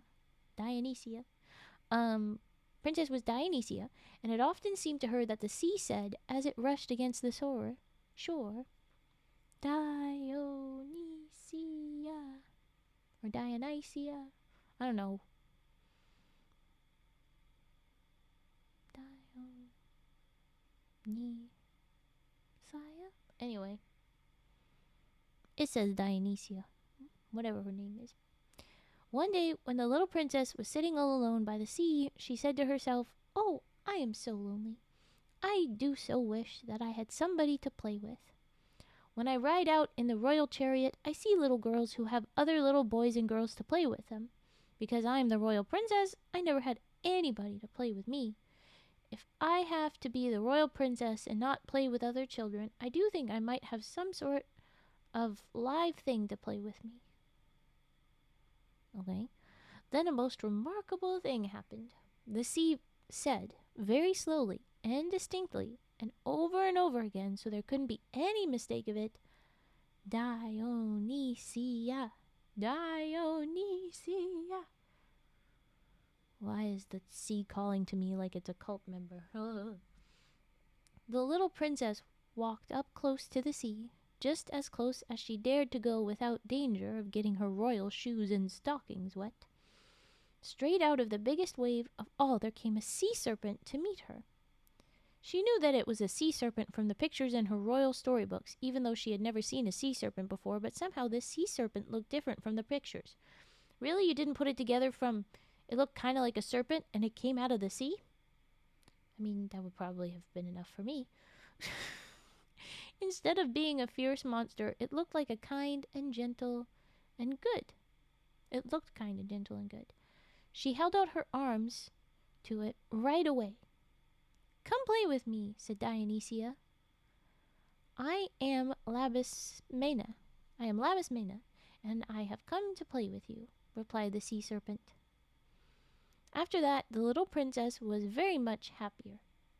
The sea serpent came out of the sea to play with her every day when she was alone. If anyone else came near, Labismena would disappear into the sea, so no one but Dionysia ever saw her. Imaginary friend much? The years passed rapidly, and each year the little princess grew to be a larger and larger princess. At last, she was 16 years old and a very grown-up princess indeed. Yes, because 16 is the epitome of maturity, of course. She still enjoyed her old playmate, Labismena, and they were often together on the seashore. One day, when they were walking up and down together beside the sea serpent looked at Dionysia with sad eyes and said, "I too have been growing older all these years, dear Dionysia. Now the time has come that we can no longer play together. I shall never come out of the sea to play with you any more, but I shall never forget you, and I shall always be your friend. I hope that you will never have any trouble, but if you ever should, call my name and I will come to help you." Then the sea serpent disappeared into the sea. If the name was different, I would have guessed that Labismena was going to turn into a prince from the sea.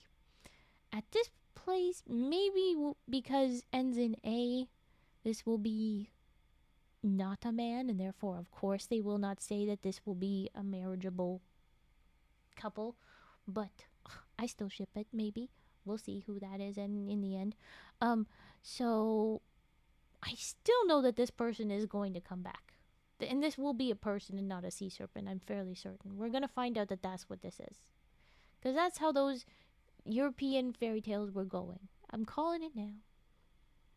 You're only pretending to be Brazilian, I feel.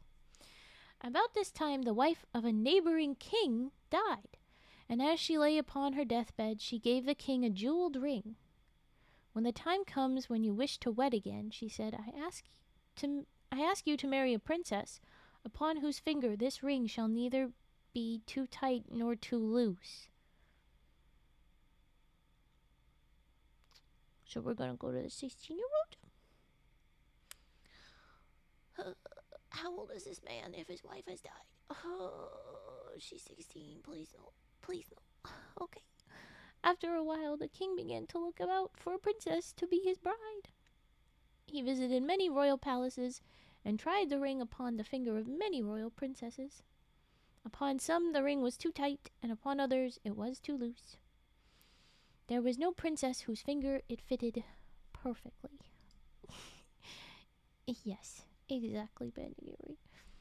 The Princess Dionysia was frightened nearly to death. Oh no, wait, I skipped ahead. Ooh, she's gonna be frightened. I've spoiled it. At last, in this search, the king came to the royal palace where the Princess Dionysia lived, of course. The princess had dreams of her own of a young and charming prince, definitely the sea serpent, who would someday come to wed her, so she was not pleased at all. Ooh. The king was old, yes, I know it, and no longer handsome, which really seals the deal that this will not happen. They will not be endgame. No. And when he tried the ring upon Dionysia's fingers, she hoped with all her heart that it would not fit. It fitted perfectly. So yes, the Princess Dionysia was frightened nearly to death. "Will I really have to marry him?" she asked her royal father. Her father told her what a very wealthy king he was, with a great kingdom and a wonderful royal palace, ever so much more wonderful and grand than the palace the Princess Dionysia had always had for her home. Thank you, bad boy Blazin. I appreciate that. You're very cool too. Can I look at that little ear bopping? It's so cute. Pew, pew, pew, pew. Okay, sorry. Little airplane ear bouncings. You guys. Okay. Oh, it's such a nice, more wonderful palace than yours, says the king to his daughter. Much more grand than the palace the Princess Dionysia had always had for her home. Her father had no patience at all with her for not being happy about it. Well, screw you, Dad. You ought to consider yourself the most fortunate princess in all the world, he said. No. No. I'll consider you to be the most fortunate man that will get to have the, I guess, honor of having your daughter sold off to this man, but I don't want to, sir. Get out of here. Dionysia spent her days and nights weeping. Her father was afraid that she would grow so thin that the ring would no longer fit her finger. Yes! Yes, yes, yes, yes. So he hastened the plans for the wedding. Damn. No. No, no, no, no, no. One day, Dionysia walked up and down beside the sea. Aha, he's coming back. we're going through little roller coasters here. She's walking beside the sea, crying as if her heart would break. All at once, she stopped crying. How stupid I have been, she said. My old playmate, Labismena, told me if I was in trouble, she would come back. She is a she, darn. She would come back and help me. With all my silly crying, I had forgot about it. Is it that Labismena is going to have a brother, a cousin, a friend? How is she going to marry someone from the sea? Because you know that's where this is going. You just know. Dionysia walked up close to the sea and called softly, Labismena, Labismena. Out of the sea came the sea serpent just as she used to come. The princess told the sea serpent all about the dreadful trouble which was threatening to spoil her life. Oh, but I've got a problem. Ooh, update us. But I've got this problem. What's threatening your life? Have no fear, said Labismena. Tell your father that you will marry the king when the king presents you with a dress, the color of the fields and all their flowers, and that you will not marry him until he gives it to you. Then the sea serpent disappeared again into the sea. I get the feeling we're gonna have to do a couple of these. This will not be the king's gonna pull that off. We're gonna have a couple of visits with Labismena like this, because there's always repetition as well. You're not Brazilian. You're just exactly one of the other ones. I do not believe that this is. I'm not pleased. The colonizing colonized, and I'm not happy. Okay. Then the sea serpent disappeared again into the sea. Dionysia sent word through her father to her royal suitor that she would wed him only when he procured her a dress, the color of the fields and all their flowers. The king was very much in love with Dionysia, so he secretly filled with joy at this request. Ugh. He searched everywhere for a dress the color of the fields and all their flowers. It was a very difficult thing to find, but at last he procured one. He sent it to Dionysia at once. Took a nap around 6 and I just woke up a few minutes ago. It's 1:03. This is the danger of napping without an alarm. I am sorry. I hope you have not messed up your nights too much. I hope. It's good that you got your rest. Clearly your body needed it. He sent it to Dionysia at once, yes. When Dionysia saw that the king had really found the dress for her, she was filled with grief. She thought that there was no escape and that she would have to marry the king after all. As soon as she could get away from the palace without being noticed, she ran down to the sea and again called, Labismena, Labismena. The sea serpent at once came out of the sea. Do not fear, she said to Dionysia. Go back and say that you will not wed until the king gives you a dress the color of the sea and all its fishes.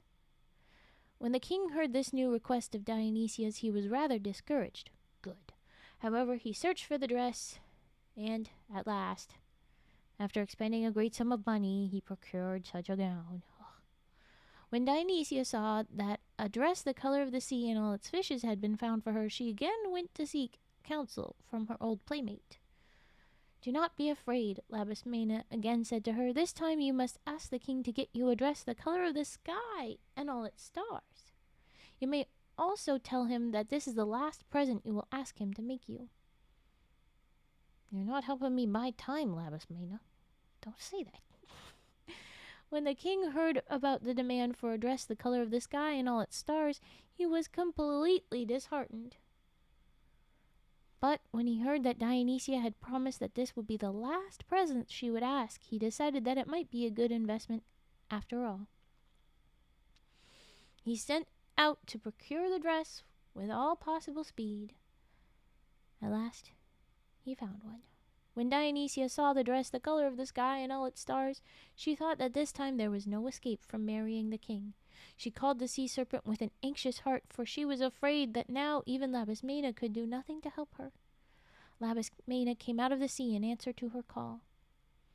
"Go home to the palace and get your dress the color of the field and all its flowers," said the sea serpent, "and your dress the color of the sea and all its fishes, and your dress the color of the sky and all its stars. Then hurry back here to the sea, for I have been preparing a surprise for you." It does sound like Dionysius, and this is why I'm quite certain this is not Brazilian. Anyway, all the time the king had been procuring the wonderful gowns for Dionysia, the sea serpent had been building a ship for her. When Dionysia returned from the royal palace with her lovely dresses all carefully packed in a box, there was a queer little boat awaiting her. "You're telling me the lady fish who is her best friend, that told her I'll get you out of your marriage, then has a queer boat for her? Tell me more."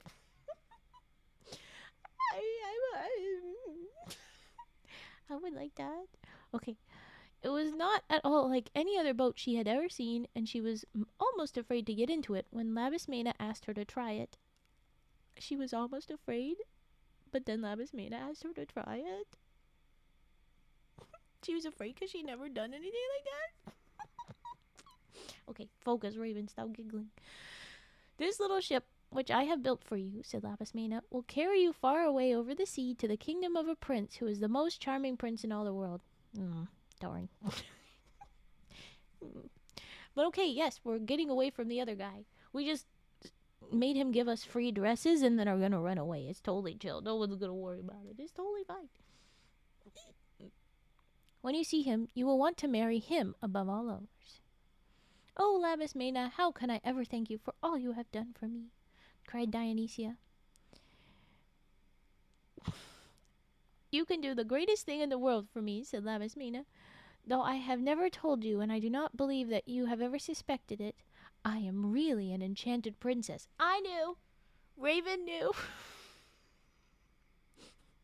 I very much knew, and I wish that the princesses got together. Queer boat. Oh, please be careful in handling my sails. Okay. "I shall have to remain in the form of a sea serpent until the happiest maiden in all the world, at the hour of her greatest happiness, calls my name 3 times. You will be the very happiest girl in the world on the day of your marriage, and if you will remember to call my name 3 times, then you will break my enchantment, and I shall once more be a lovely princess instead of a sea serpent." Oh, so maybe you would have gotten together if you believed in her thinking that you would be beautiful, even when you're a sea serpent. Where's the Shrek movie morals when you need it? Okay. Dionysia promised her friend that she would remember to do this. The sea serpent asked her to promise 3 times to make sure. I'm a little nervous she's going to forget now. When Dionysia had promised 3 times and again embraced her old playmate and thanked her for all that she had done, she sailed away in the little ship. The sea serpent disappeared into the sea. Dionysia sailed and sailed in the little ship, and at last it bore her to a lovely island. She thought that she had reached her destination, so she stepped out of the boat, not forgetting to take her box of dresses with her. As soon as she was out of the boat, it sailed away.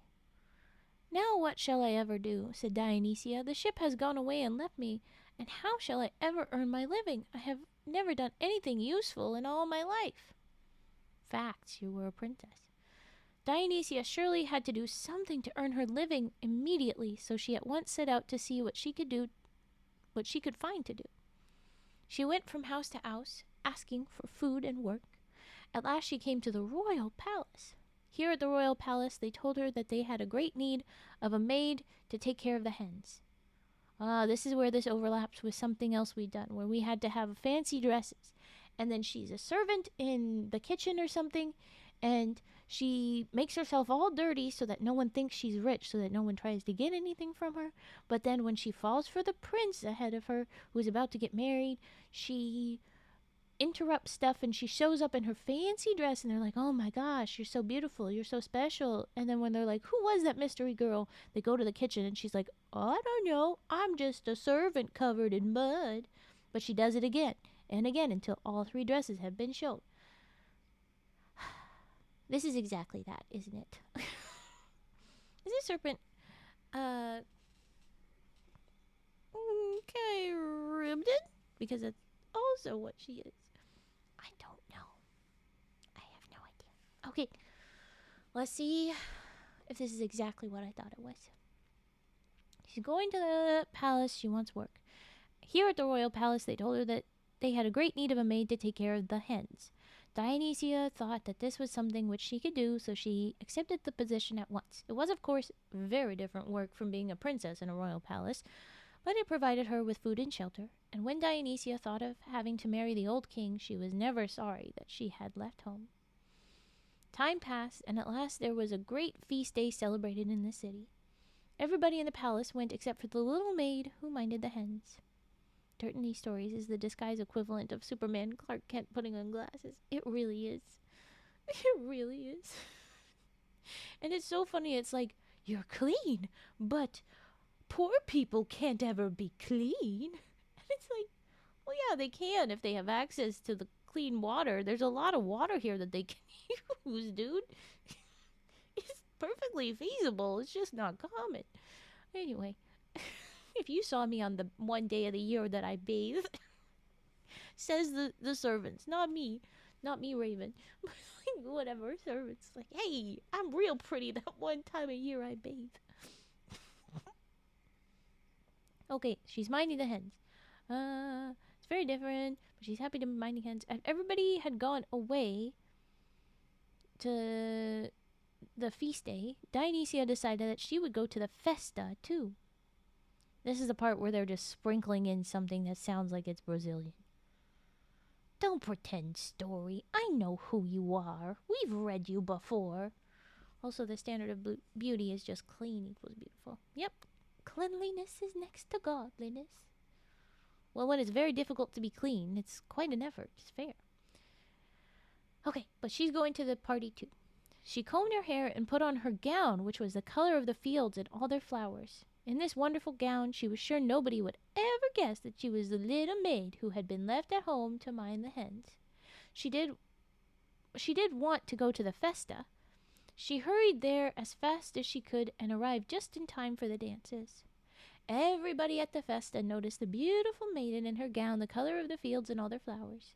The prince fell madly in love with her. Nobody had ever seen her before, and nobody could find out who the beautiful stranger was or where she came from. Before the festa was over, Dionysia slipped away, and when the rest of the royal household returned home, there was the little maid minding the hens just as they had left her. The second day of the festa, everybody went early except the little maid who looked after the hens. When the others had gone, she put on her dress, the color of the sea and all its fishes, and went to the festa. She attracted even more attention than she had the day before. When the festa was over and the royal household had returned to the royal palace, the prince remarked to his mother, "Don't you think that the beautiful stranger at the festa looks like the little maid who minds our hens?" "What nonsense!" replied his mother. "How could the little maid who minds our hens ever get such wonderful gowns to wear?" "Hey, dude, do you think Superman and Clark Kent look alike?" "How would Clark Kent be able to see without his glasses? You're dumbass." Okay. Okay, how would she have such cool things to wear? Just to make sure, however, the prince told a royal counselor to find out if the little maid who minds the royal hens had been to the festa. All the servants told about leaving her at home with the hens and coming back finding her just as they left her. Okay, so they still left for the party too, so they weren't that effective, but alright.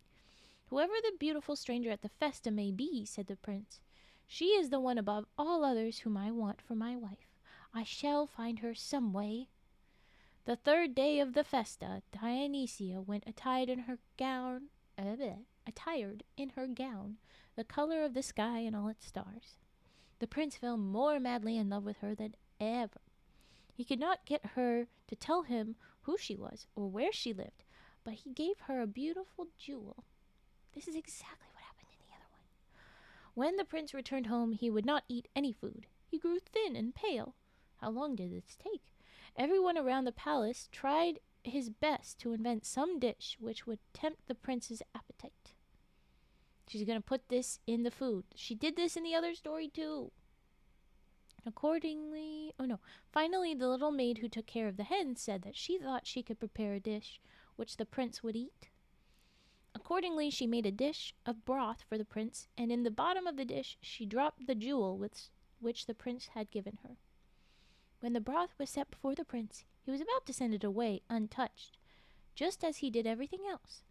But the sparkling jewel attracted his attention, and none of the servants that delivered it from her to him noticed the jewel to nick it. Because, I mean, they could have nicked it. They could have taken it. Okay, who made this dish of broth? He asked as soon as he could speak. It was made by the little maid who minds the hens, replied his mother.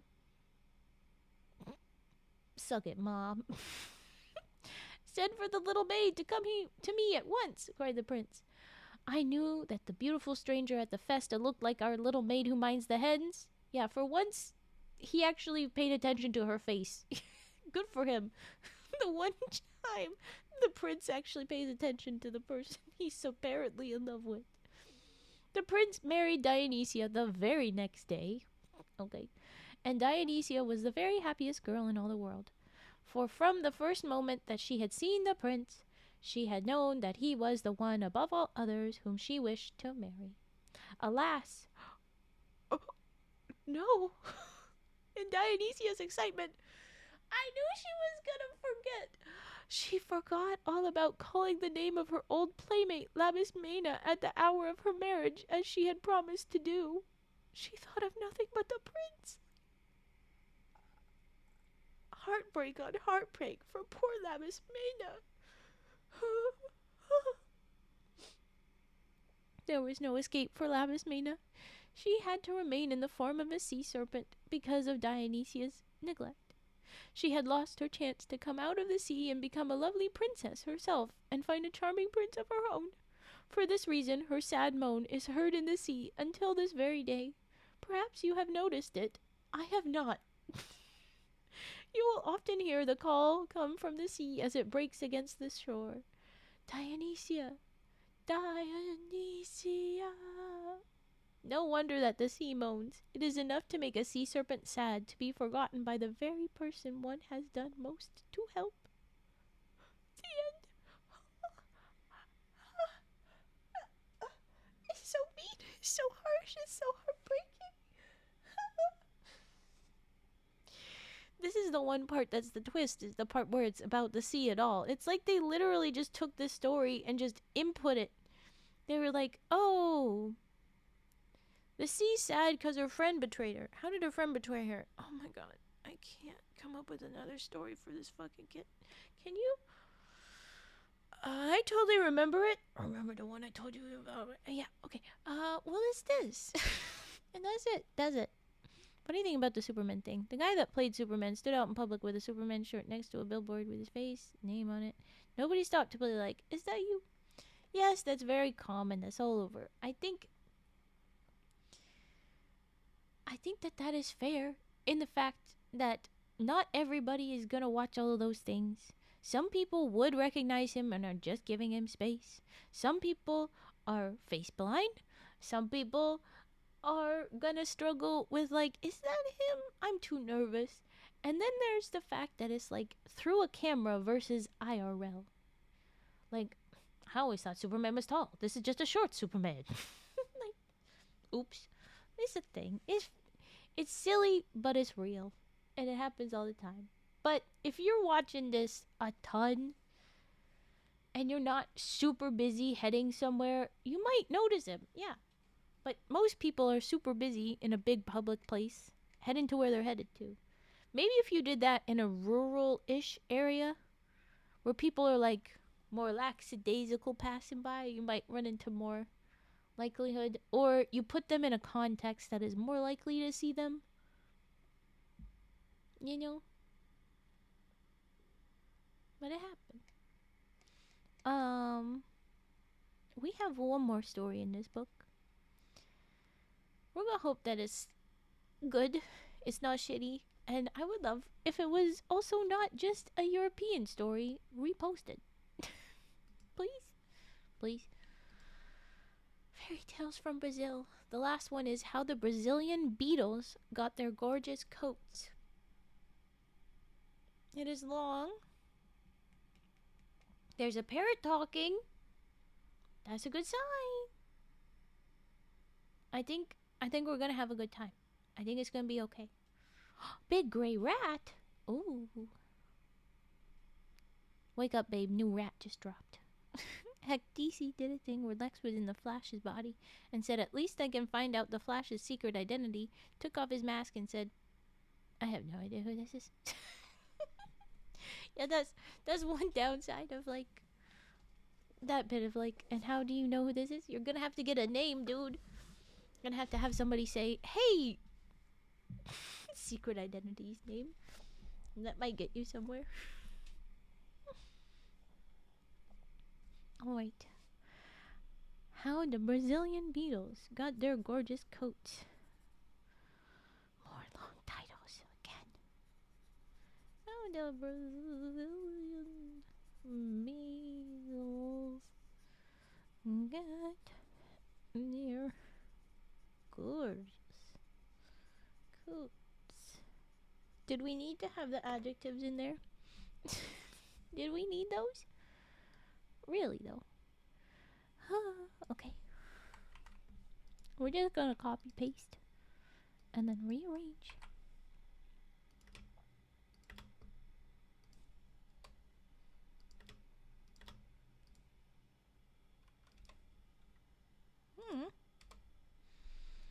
Okay. That should be okay. Thank you for the stretch. I do need those. I do need this check. Let's do this. Let's do this. Okay, I scoot back. Whoa, I scoot back. Big stretch.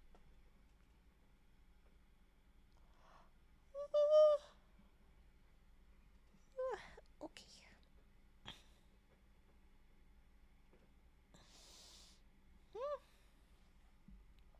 Typing. Ooh, yes. We can do typing. I'm gonna say after story.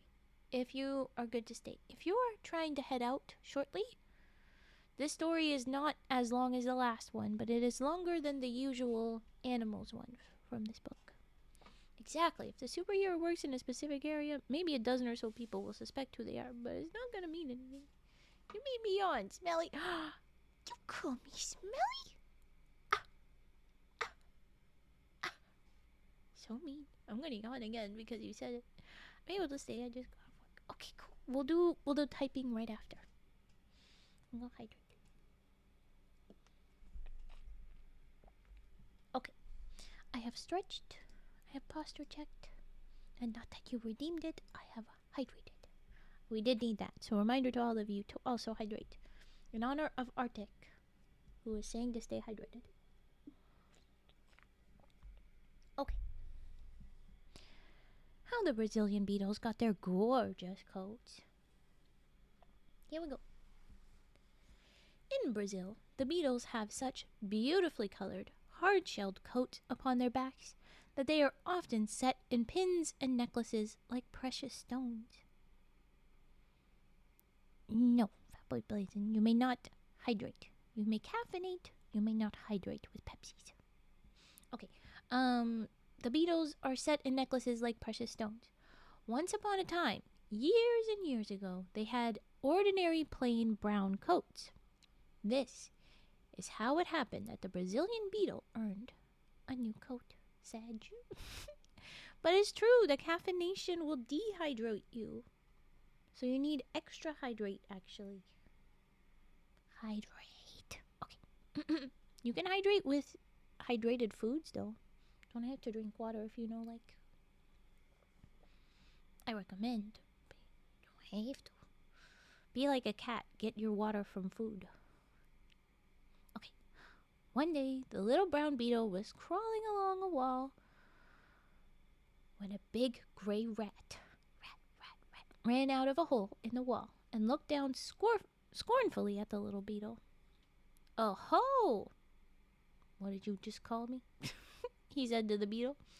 "How slowly you crawl along. You'll never get anywhere in the world. Just look at me and see how fast I can run." Okay, good. Get water. The big gray rat ran to the end of the wall, wheeled around, and came back to the place where the little beetle was slowly crawling along at only a tiny distance from where the rat had left her. "Don't you wish you could run like that?" said the big gray rat to the little brown beetle. "You are surely a fast runner," replied the little brown beetle politely. Her mother had taught her always to be polite and had often said to her that really polite beetle never boasts about her own accomplishments. The little brown beetle never boasted a single boast about the things she could do.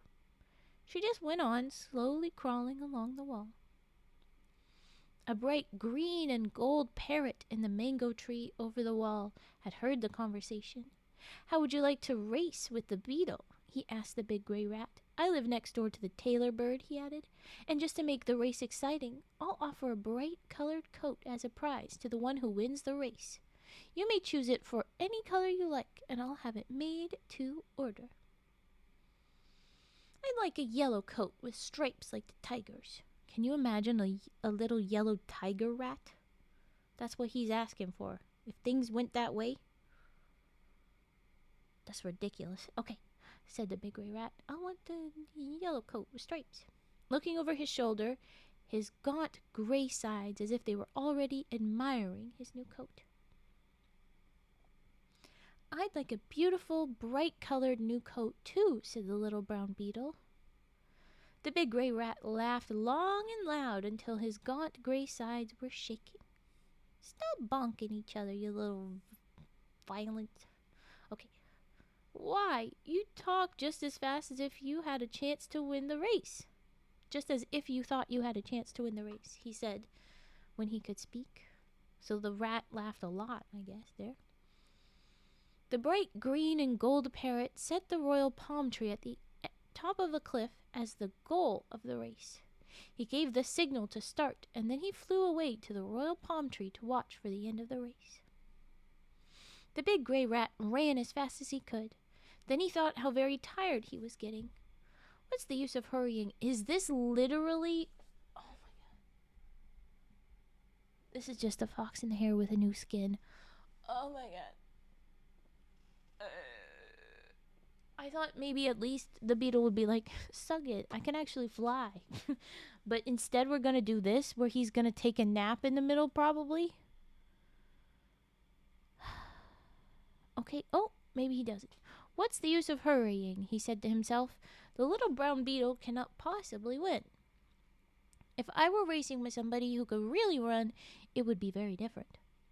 Then he started to run more slowly, but every time his heart beat, it said, "Hurry up, hurry up." The big gray rat decided that it was best to obey the little voice in his heart, so he hurried just as fast as he could. When he reached the royal palm tree at the top of the cliff, he could hardly believe his eyes. He thought he must be having a bad dream. There was the little brown beetle sitting quietly beside the bright green and gold parrot. The big gray rat had never been so surprised in all his life. "How did you ever manage to run fast enough to get here so soon?" he asked the little brown beetle as soon as he could catch his breath. I knew this would be it. Okay, so it wasn't quite just tortoise and hare. Good, good, good. How did you know this? What, how? The little brown beetle drew out the tiny wings from her sides. Nobody said anything about having to run to win the race, she replied, so I flew instead. I did not know that you could fly, said the big gray rat in a subdued little voice. After this, said the bright green and gold parrot, never judge anyone by his looks alone. I knew the parrot was in on this. Okay, you never can tell how often or where you might find concealed wings. You have lost the prize. Until this day, even in Brazil, where the flowers and birds and beasts and insects have such gorgeous coloring, the rat wears a plain, dull, gray coat. Suck it, rat. Then the parrot turned to the little brown beetle who was waiting quietly by his side. What color do you want your new coat to be? He asked. The little brown beetle looked up at the bright green and gold parrot, at the green and gold palm trees above their heads, at the green mangoes with golden flushes on their cheeks lying on the ground under the mango trees, at the golden sunshine upon the distant green hills. I choose a coat of green and gold, she said. From that day to this, the Brazilian beetle has worn a coat of green with golden lights upon it. For years and years, the Brazilian beetles were all very proud to wear green and gold coats like that of the beetle who raced with the rat. Then, once upon a time, it happened that there was a little beetle who grew discontented with her coat of green and gold. She looked up at the blue sky and out at the blue sea and wished that she had a blue coat instead. She talked about it so much that finally her mother took her to the parrot who lived next to the tailor bird. Why not take them directly to the tailor bird? Why are we going through the parrot? Ugh, whatever. You may change your coat for a blue one, said the parrot, but if you change, you'll have to give up something. Oh, I'll gladly give up anything if only I may have a blue coat instead of a green and gold one. You're going to lose your wings, aren't you?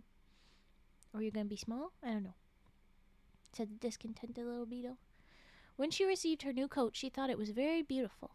It was a lovely shade of blue, and it had silvery white lights upon it like the lights of the stars.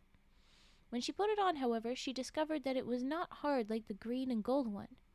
From that day to this, the blue beetle's coats have not been hard and firm. That is the reason why the jewelers have difficulty in using them in pins and necklaces like other beetles. From the moment that the little beetle put on her new blue coat, she never grew again. From that day to this, the blue beetles have been much smaller than the green and gold ones. Aha. When the Brazilians made their flag, they took for it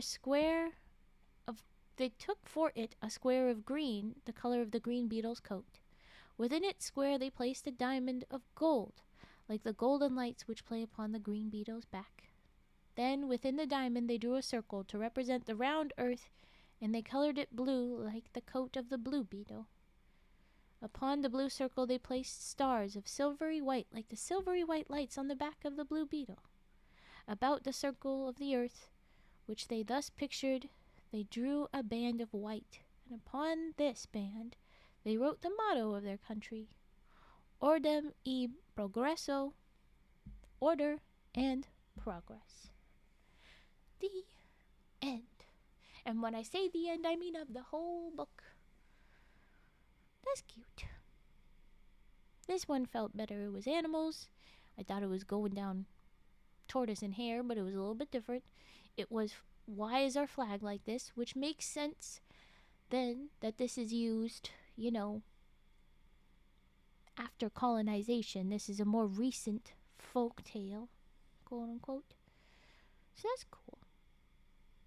But alright, that's the end of the fairy tales from Brazil. We have another book that's all about the giants, which I'm going to guess, based on how none of them have been mentioned here, and how these have felt a little more recent, that maybe the giants are like older, more indigenous stories?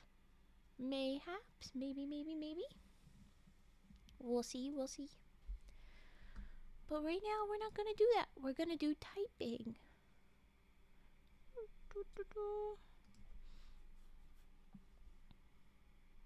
No, of course, it's going to be tricky.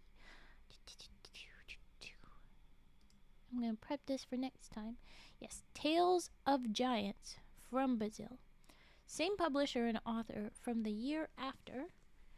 And it has only 12 stories.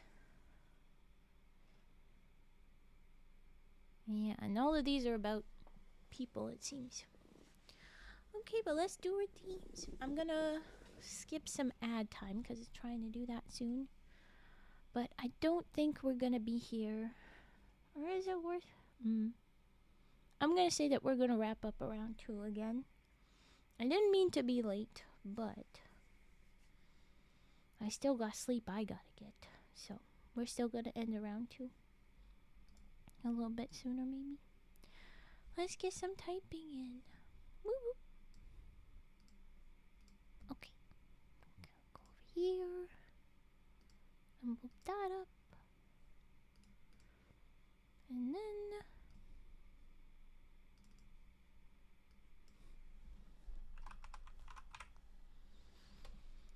I'm going to have to move the microphone. So give me a moment while we shuffle things around.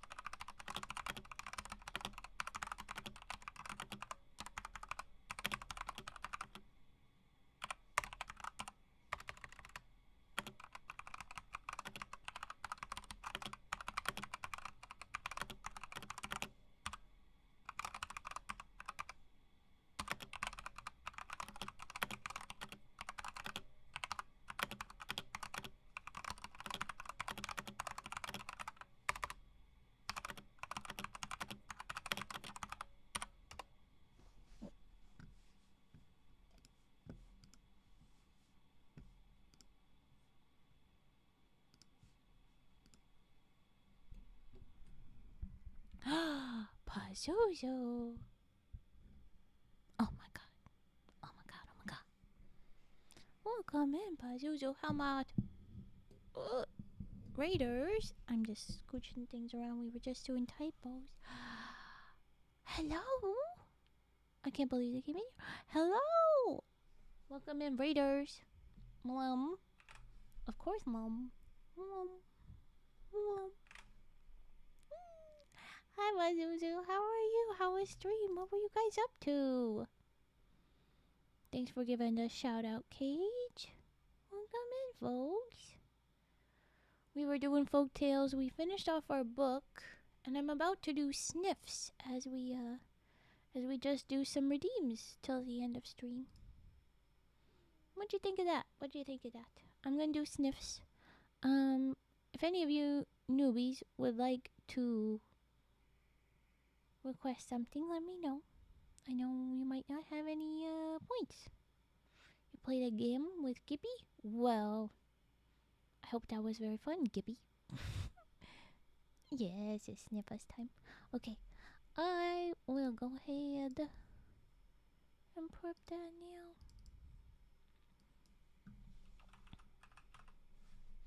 Let's do sniffs.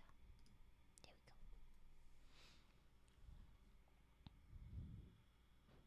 Oh, okay, Panigiri. Go ahead, go eat, take care of yourself.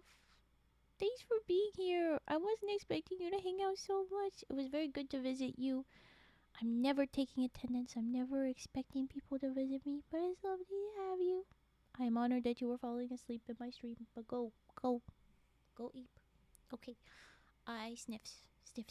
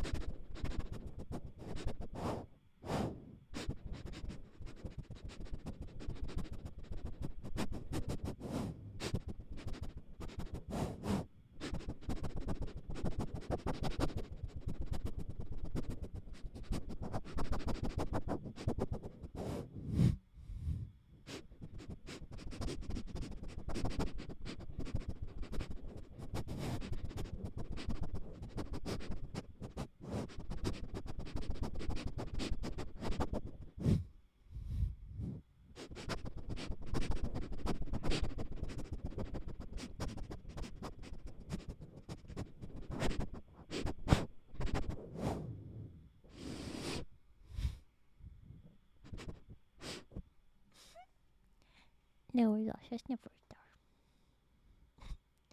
Oh, I'm glad I'm a useful sleep aid. I'm glad I am useful. I'm glad to be useful. Oh, alright, you guys. If I'm just helping people eat, let's go with me. Do we have any other requests? Got a little bit more time. If not, maybe we're preparing to wrap up and get Cage's recommendation, possibly, or Fed is in here for where we read out to, but you need Chimkin. Sniff snoff. Go get your food. Yes, Pazuzu. I forgot to say. I'm sorry. Go look after yourself. Go get your foods. Go get your hydration. Look after yourself. Go get eeps. Whatever you need after your stream. Sniff snoff. What is useful? I'm gonna fight you. Thank you. I guess I mean it's always nice to feel useful, to be reminded that I'm useful. Bubble wraps, you say? Bubble wraps. I can do this. I can do this.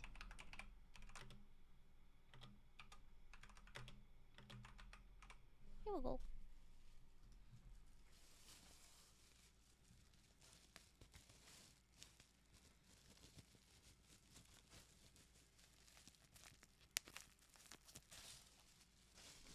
That's fine.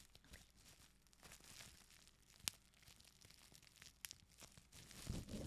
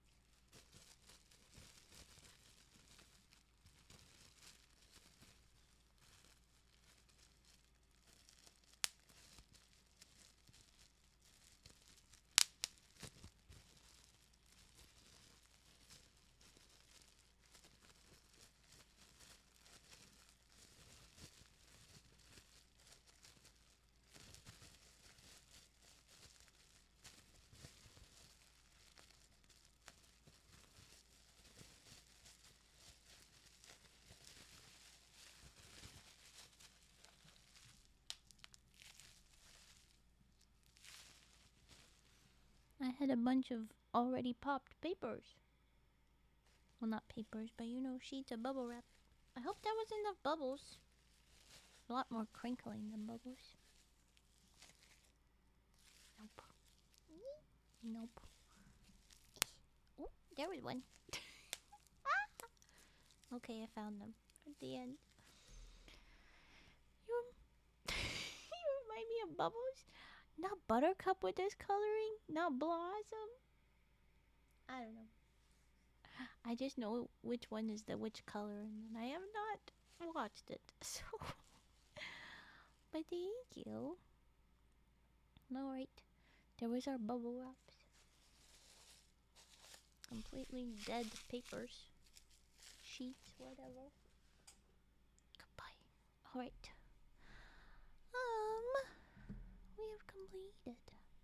All right, my eepy little frogs. We are too eepy to redeem things, and that is fine.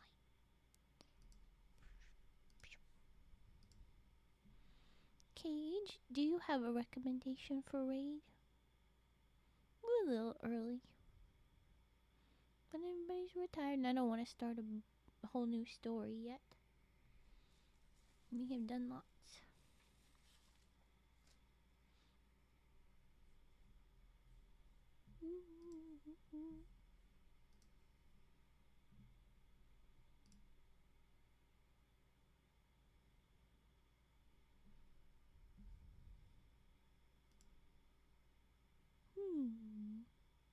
You say. Well, we were considering Sunny last night, and Sunny's up right now. I see.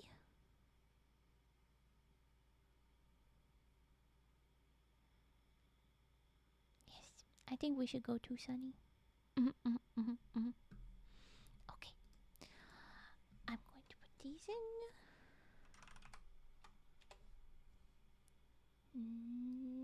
Yeah.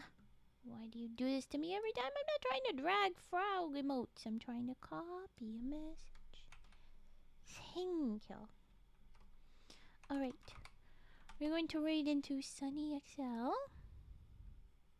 Whoop. I have the raid messages propped up. I have my one ready to go. Going to start the raid. And I will say thank you everybody for joining me. Thanks for the raids. Oh, that needs to be scooted just a little bit over. With the new OBS, I'm like, I couldn't tell where the chat was gonna be. Yeah, there's good. Okay. Thanks for watching. Oh, night. I wasn't sure if you were your vet. We are going to head over to Sunny. I always feel so conscious suggesting targets. Thanks. I was like, do you have suggestions? But I'm gonna go look.